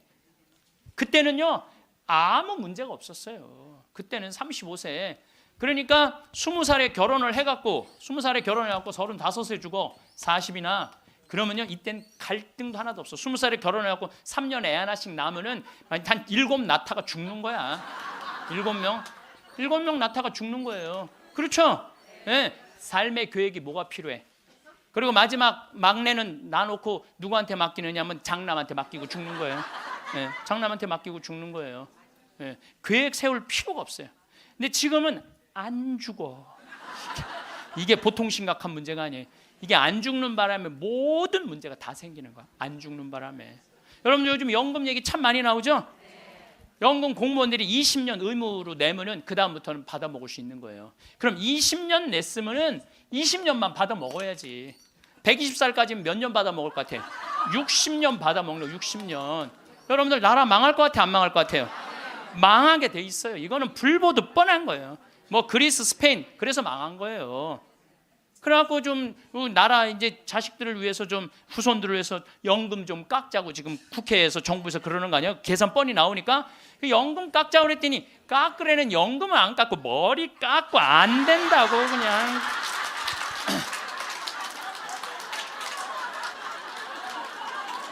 아니 누가 연금 깎자고 그랬지 머리 깎자고 그랬어? 그런데 여러분들 이게요, 이게 웃지도 울지도 못할 일이에요. 웃지도 울지도 못할 일이야. 이게 지금 우리나라가 지금 무대책이야. 무대책. 아무 대책이 없는 거야. 그래서 연금 문제에 걸리지. 치매가 우리나라가 지금 58만 명이에요. 여러분들 35살 때 죽을 때 치매 걸려요? 이땐 치매 걸릴 시간도 없어요. 근데 지금 80, 90 방에 가만히 앉아 있으면은요, 네가 누군지 내가 누군지도 모르고 그냥 이러고 있는 거예요. 네가 누군지 내가 누군지도 모르고. 그러면 치매가 이렇게 있으면은 이 한 집에 5, 6 매달려 있다고 보면은 300만 명이 치매 때문에 고통을 겪고 있는 거예요. 모든 문제는 안 죽어서 생기는 문제예요. 그리고 난 정치인들도 보면 참 머리 나빠. 여러분들 65세가 650만 명, 50세까지 되면 거의 1000만 명인데 이제는요, 진보가 보수를 이길 수가 없어요. 진보가 보수를 이길 수, 늙으면 보수로 될 수밖에 없거든. 그러니까 노인들은 또 투표를 또 얼마나 열심히 해요. 똑같이 찍잖아. 이게 무슨 얘기냐면은 사회가 변할 가능성이 없다는 거예요. 젊은 사람이 많이 나와야지 사회가 변하고 발전하는데, 나이를 먹어가는 사람이 그 사회의 주축을 이루고 있잖아요. 그렇다고 죽으라고 그럴 수도 없고 살라고 그럴 수도 없고. 그러니까 결국은 누가 변해야 되냐면은 여러분들이 변해야 되는 거예요. 내가 삶을 어떻게 살아갈 것이냐, 이거 보통 생각해야 되는 거 아니에요. 그냥 진짜 웃을 일이 아니라니까요. 지금 여러분들 웃을 일이 아니에요. 그런데 우리나라가 65세 이상 노인들이 OECD 국가 중에 가장 가난해. 가장 가난해. 근데 여러분들 왜 가난한 줄 알아요? 국가가 잘못해서 가난했을 것 같아요? 천만의 말씀. 우리나라가 프랑스보다 교육비를 몇 배를 더 쓰냐면 9배를 더 써요. 프랑스보다 9배 더 써요. 미국보다 교육비를 몇 배 쓰는 3배를 더 써. 3배를. 근데 여러분들 생각을 해봐요. 우리가 프랑스보다 지금 뭐 비슷비슷하게 살지만 조금 떨어져. 미국은 우리 한 2배 정도 잘 살아. 근데 그 2배 정도 잘 사는 나라보다 3배를 교육비를 더 쓰는 거야. 그래서 남자아이 대학 결혼까지 들어가는데 여러분들이 3억 6천이에요. 처음부터 태어나갖고 걔한테 쏟아 넣는 돈이 3억 6천이야. 여자는 3억 4천이 들어가요. 그럼 남자 여자 아들 딸 둘 나갖고 결혼까지 시켰으면 여러분들 얼마 쓰면 7억을 쓴 거야. 7억을. 셋 낳았으면 10억을 쓴 거야. 10억. 그러니까 애를 낳아요. 그래서 애도 안 낳는 거예요. 이놈의 교육 때문에 애도 안 낳는 거예요. 그러니까 애가 안 나오면 나라는 어떻게 되겠어요? 이게 머리가 복잡해요. 내가 보기엔 정치인들 머리가 지끈지끈할 거야 아마. 그 생각을 해보면은. 그러니까 65세 넘어가고 OECD 국가 35개 나라 중에 우리나라가 노인이 가장 가난해. 쓸 돈이 없는 거야. 자식들한테 다 쓰고. 그리고 요즘 애들은요, 1등 아니면 패배자야 다. 그러니까 대기업에 취직 안 하면 아무데도 취직 안 하는 거야. 그리고 대기업 안 갈 바야 200만 원 받고 일 안 한다 이거야. 그러니까 집에서 논다는 거야. 그럼 노는 놈 누가 책임져야 돼? 부모가 아니 어제도 저녁 먹으면서 들은 얘기인데 엄마 아빠가 다 교직이래. 그래서 연금이 700만 원 정도 나온대요. 그렇게 친구 중에 제일 연금이 많이 나온대. 상전 밥 한 번, 술 한 번을 안 낸다는 거야. 친구들이 막 욕을 한다는 거야. 너는 이 새끼야 밥 한 번 안 사냐. 그렇게 연금이 많은데, 근데 한 친구한테 술 한 번 하자 그러면서 울면서 그러더래요. 애들이 둘 다 명문대학을 나왔는데 대기업 몇 번 보내 떨어지더니 집에서 놀고 있다는 거야. 걔네들 생활비로 600만 원을 대준다는 거야. 자기가. 그 자기네들이 100만 원을 가지고 쓴다는 거. 100만 원을 가지고. 그러니까 친구들 뭐 사주고 싶어도 사줄 수가 없다는 거예요. 100만 원 갖고 생활해야 되니까. 이게 지금 대한민국이 지금 정신이 나가도 한참 나간 거예요. 보통 문제가 아니라니까요. 안 죽어서 문제, 애들 일 안 해서 문제, 애 안 낳아서 문제. 참 큰 문제야. 그러니까 여러분들은 내가 어떻게 살아갈 것인가, 이 계획을 잘 세우셔야 돼요. 잘 세우셔야 돼. 예. 또 이 나이를 먹어갖고 어떤 문제가 있느냐면은 70세 드신 분들, 이 경제적인 문제가 지금 가장 심각한 문제고, 또 하나는 무기력증에 빠져요. 사는 게 재미가 하나도 없어. 돈이 있어야지 어디 돌아다니까. 돈이 있어야지. 돈도 없고 돌아다니지도 않지. 집에 하루 종일 있는 거야. 집에 하루 종일 있으니까 생전 웃을 일이 없네. 하루 종일 한 번도 안 웃어요.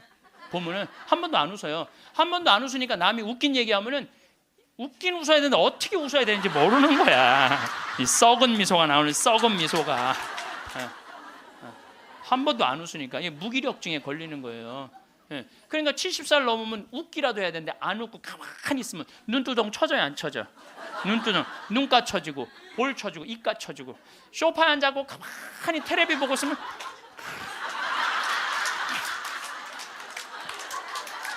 소파에 앉아고 텔레비만 째려보고 있는 거야. 아니 텔레비가 뭘 잘못했다고? KBS 한번 째려보고 MBC 한번 째려보고 SBS 한번 째려보고 평화방송 한번 평화방송 볼 때 더 째려봐. 저 무슨 얘기하는 건가? 뭐 애들 다 떠나고 여러분들 애들 다 떠나고 남편하고 있으면 뭐 깨가 쏟아질 것 같아요? 깨 안 쏟아져요. 신혼 때나 깨가 쏟아지는 거지. 소파 앉아 이렇게 있는데 남편이 지나가면은 투명 인간이 지나가나 보다.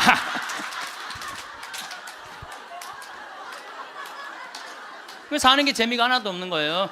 그 어떤 신부님하고 수녀님이 눈보라를 맞아갖고 산을 가는데 헤매다가 이제 오두막집을 발견한 거예요.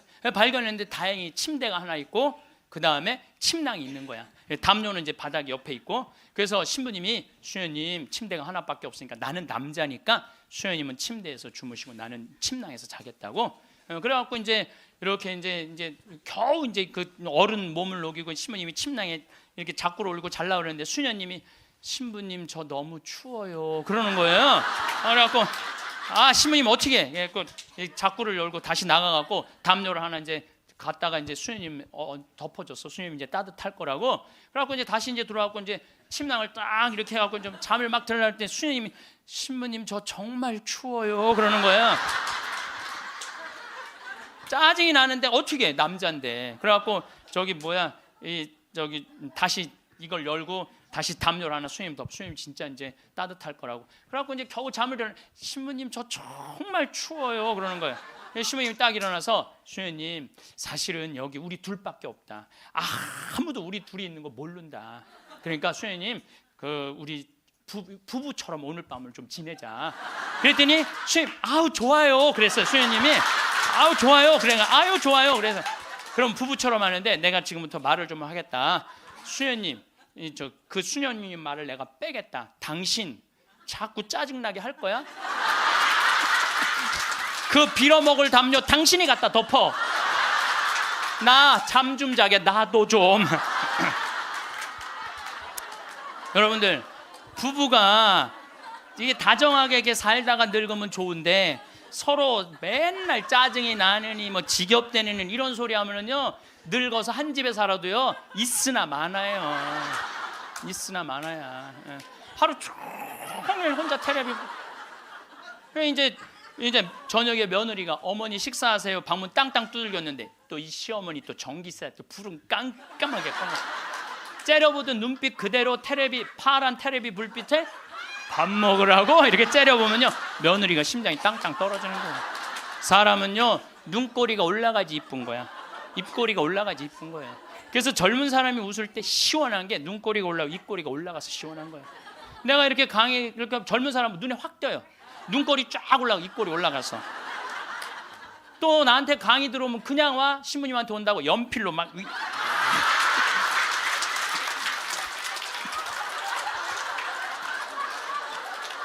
그런데 할머니들은 아무리 그려도 이게 떨어져요.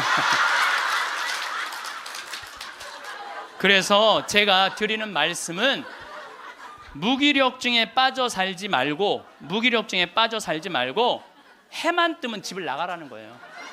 내가 나이가 먹은 분들은요 무조건 해만 뜨면 집에 있으면 절대 안 돼요.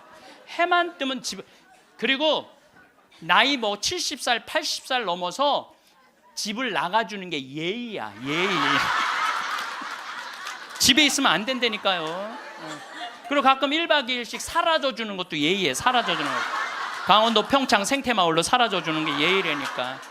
하루 종일 웃지도 않고 있으면 뭐가 행복하겠어요. 그러니까 할머니들 오늘 65세가 넘어갔고 나는 해 뜨자마자 여기 나왔다 한번 손 들어보세요. 내가 늘 말하지만 이 처녀들이 슬기로운 처녀들이라니까. 이 처녀들이 슬기로운 처녀들인 거예요. 그래서 신부님 돈이 있어야지 나가 돌아다니죠. 집 잡혀라. 집을 잡혀라. 그래서 집 잡혀서 경복궁도 가고 덕수궁도 가고 온양온천도 가고 춘천도 가고 맛있는 것도 사 먹고 친구들하고 어울려서 평창 생태마을도 오고 돌아다닐 수 있을 때까지 돌아다니는 거예요. 그래갖고 집 잡혀갖고 돌아다닐 수 있을 때까지 다니는 할머니들은 죽을 때 어떻게 죽는지 아세요? 아니에요. 그건 아니고 씩 웃고 죽는 것도 죽는 거지만은 돌아다닐 수 있을 때까지 돌아다니는 할머니들은 죽을 때 어떻게 죽느냐면 지쳐서 죽어요. 지쳐서.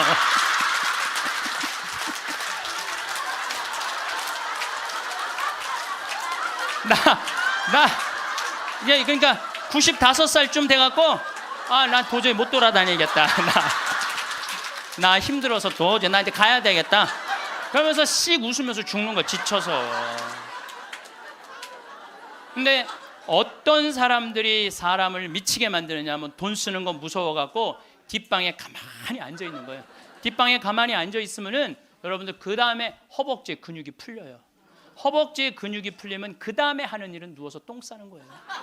똥 싸는 거예요. 그 다음에 그 집에 할머니가 똥을 싸기 시작하면 그 집은 기쁨은 다 사라지는 거예요.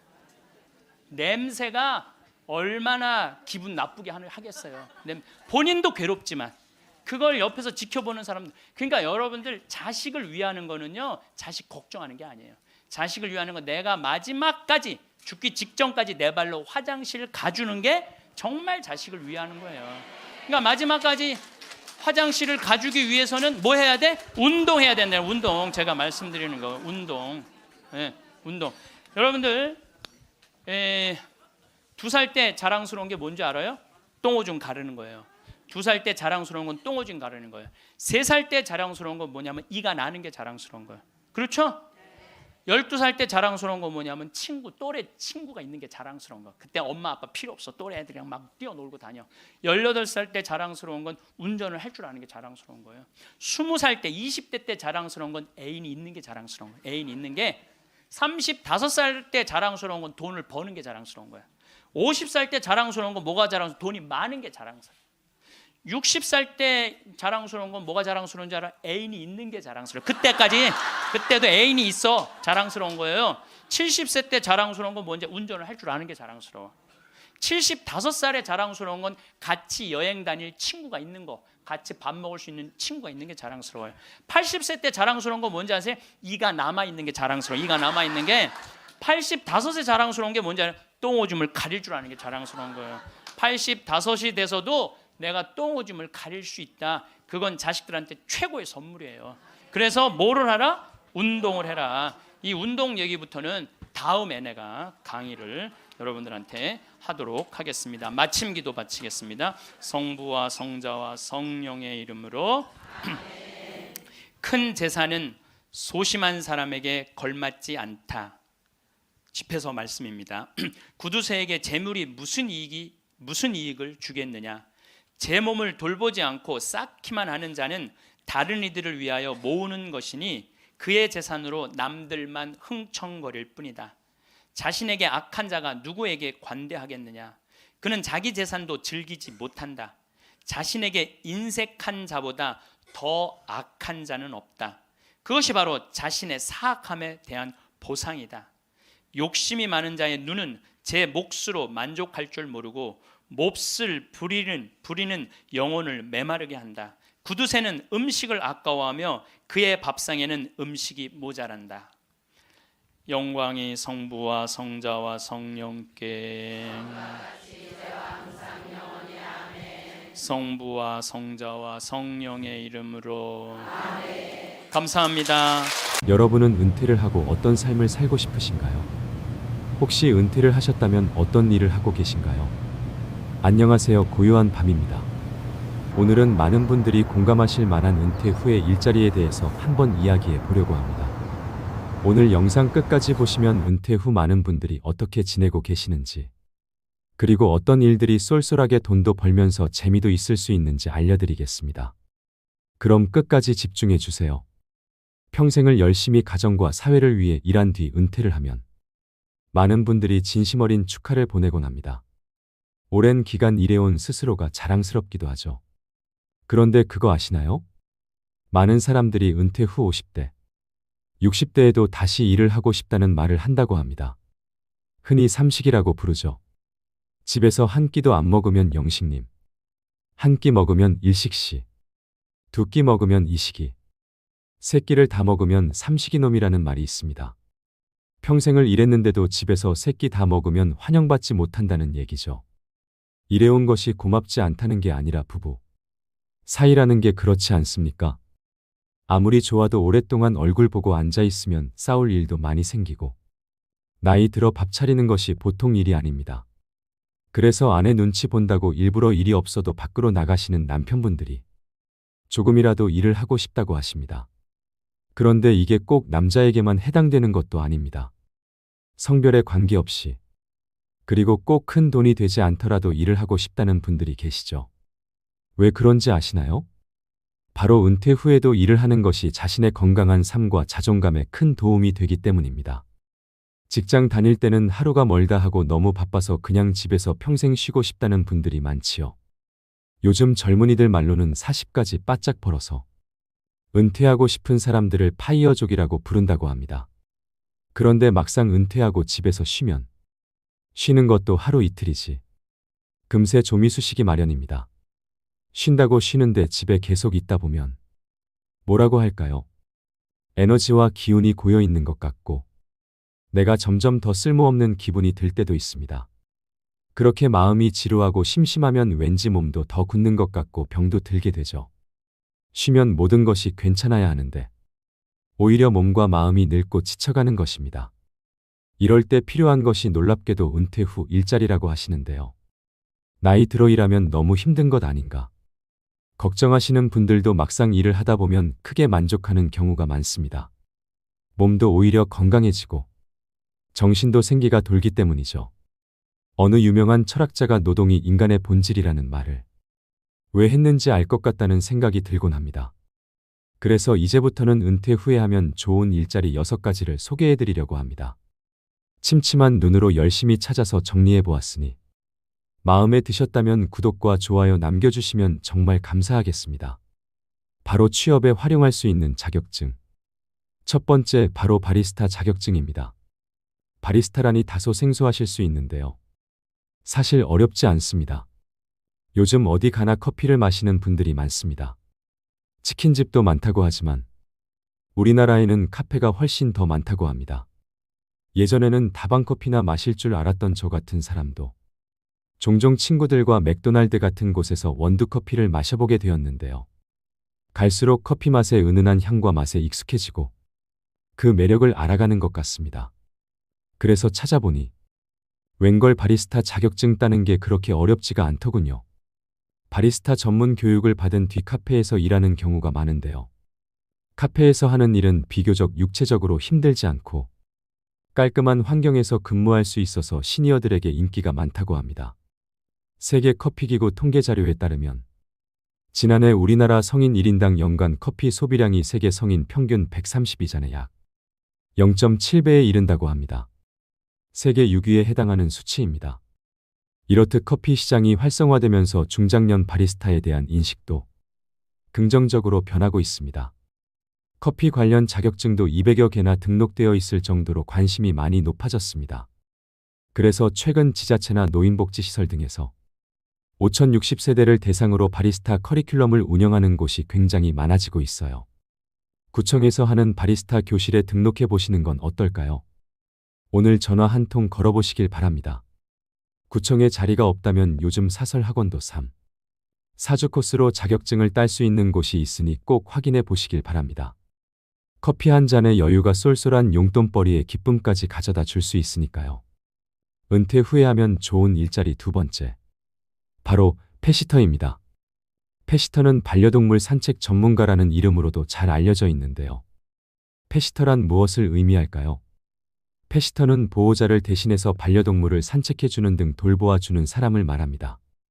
간혹 여행을 가거나 급한 일이 생겼을 때 안심하고 반려동물을 맡길 수 있는 사람을 의미합니다. 가족이나 옆집에 맡기면 되는 거 아니냐 생각하시는 분들도 계신데요. 요즘에는 1인 가구, 젊은이들도 고양이 등 애완동물을 기르는 경우도 많다고 합니다. 주변에 어디 부탁하기 어려울 때가 있다는 것이죠. 애견 카페나 호텔에 맡기는 것을 그렇게 선호하지도 않는다고 합니다. 말이 애견 호텔이지 호텔입니다. 모르는 강아지들 여럿과 며칠 동안 주인이 올지 모르는 불안감 속에서 단체 생활을 하는 것은 반려동물에게도 큰 스트레스이죠. 최근 반려동물 시장이 1,000만을 넘어섰고 1인 가구가 늘어나면서 그 시장은 더욱 커지고 있다고 합니다.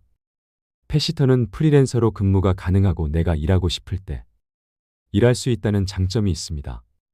동물을 사랑하는 사람이라면 더욱 만족도가 높습니다.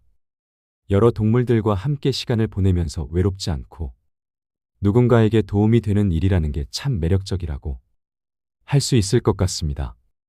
펫시터의 집에 위탁을 하거나 보호자의 집에 펫시터가 방문해서 반려동물 돌봄 서비스를 진행하기 때문에 반려동물이 훨씬 편하고 익숙한 환경에서 돌봄과 케어를 받을 수 있는 것이 큰일입니다. 장점이라고 합니다.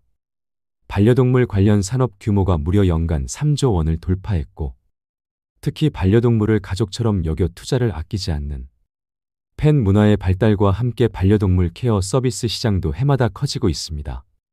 펫시터는 학력, 경력과 같은 것들이 무관하고 반려동물을 키워본 경험이 있는 분이라면 누구나 도전해 볼 수 있는데요.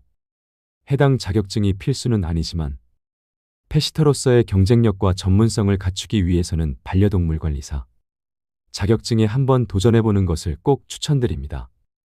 은퇴 후에 하면 좋은 일자리 세 번째, 50대, 60대 분들에게 세 번째로 추천드리는 자격증은 바로 건축도장 기능사입니다. 생소하지 않으신가요? 그런 게 정상입니다. 그러나 건축도장 기능사는 그 이름이 낯선 것보다는 생각보다 우리 주변에 꼭 필요하고 자주 있는 직업인데요. 건축도장 기능사는 건축물을 보호하기 위해 건물 내외부를 페인트 등으로 도색하는 작업으로 중장년 여성분들도 하실 수 있을 만큼 건설업 중에서는 작업 난이도가 쉬운 편이라고 합니다. 그래서인가요? 50대 이상 여성의 취득률이 2위로 선정될 만큼 시니어 일자리로 선호하는 자격증입니다. 그렇다면 건축도장 기능사가 되려면 어떻게 해야 할까요? 건축도장 기능사는 필기는 없고 실기 시험만 진행됩니다. 응시 자격에는 제한이 없으며 시험 일정은 1년에 총 4번이 있다고 합니다. 실기 100점 만점에 60점 이상 취득 시 합격인데 합격률은 약 60%에 가까운 편으로 높은 편에 속합니다. 준비만 꼼꼼히 하시면 한 번에 무난히 붙을 수 있는 자격증입니다. 실기의 경우 실제 재료를 가지고 도장 연습을 하는 것이 무엇보다 중요한데요. 물론 유튜브 등으로 독학하여 준비하시는 대단한 분들도 있습니다. 그렇지만 아무래도 사설 학원에서 공부하시는 것이 훨씬 많은 도움을 받을 수 있습니다. 그런데 생각보다 많이 드는 비용에 깜짝 놀랄 수 있습니다. 이럴 때는 구청이나 여성인력센터에서 운영하는 프로그램을 찾아보거나 정부의 자격증 지원 사업을 한번 검색해 보세요. 국민 내일 배움 카드와 같은 혜택이 다양하게 준비되어 있답니다. 건축도장 기능사 자격을 취득하면 도장공으로 취업하는 게 일반적입니다. 앞으로의 취업 전망은 우리나라의 건축물이 노후화가 심한 상태이기 때문에 수요는 오히려 점점 높아지고 있다고 합니다. 인테리어 업체로 취업할 경우 기업과 경력, 지역에 따라 다르지만 월 200에서 300만 원 정도이고 건설 현장에서 일할 때 일당은 보통 15만 원에서 25만 원입니다. 원 수준으로 알려져 있습니다. 요즘에는 예전과 달리 건축물뿐만 아니라 금속, 목재 등 도장 범위가 넓어지고 있어 전망 또한 좋은 편에 속합니다. 또 도장공 연령이 높고 젊은이들은 직업으로서 진입을 꺼리고 있는 실정이라고 합니다. 때문에 중장년 이상의 인력 수요는 서서히 증가할 전망이라고 하니 조금 더 수입을 높이고 싶으신 분이 계시다면 꼭 한번 찾아보세요. 어떤가요? 조금 도움이 되셨나요? 나머지 자격증 3가지에 대해서는 여러분의 반응이 좋다면 다음 영상에서 살펴보도록 하겠습니다. 오늘도 서로에게 더 따뜻한 사회, 우리들의 행복한 노후를 바랍니다. 고요한 밤이었습니다. 감사합니다.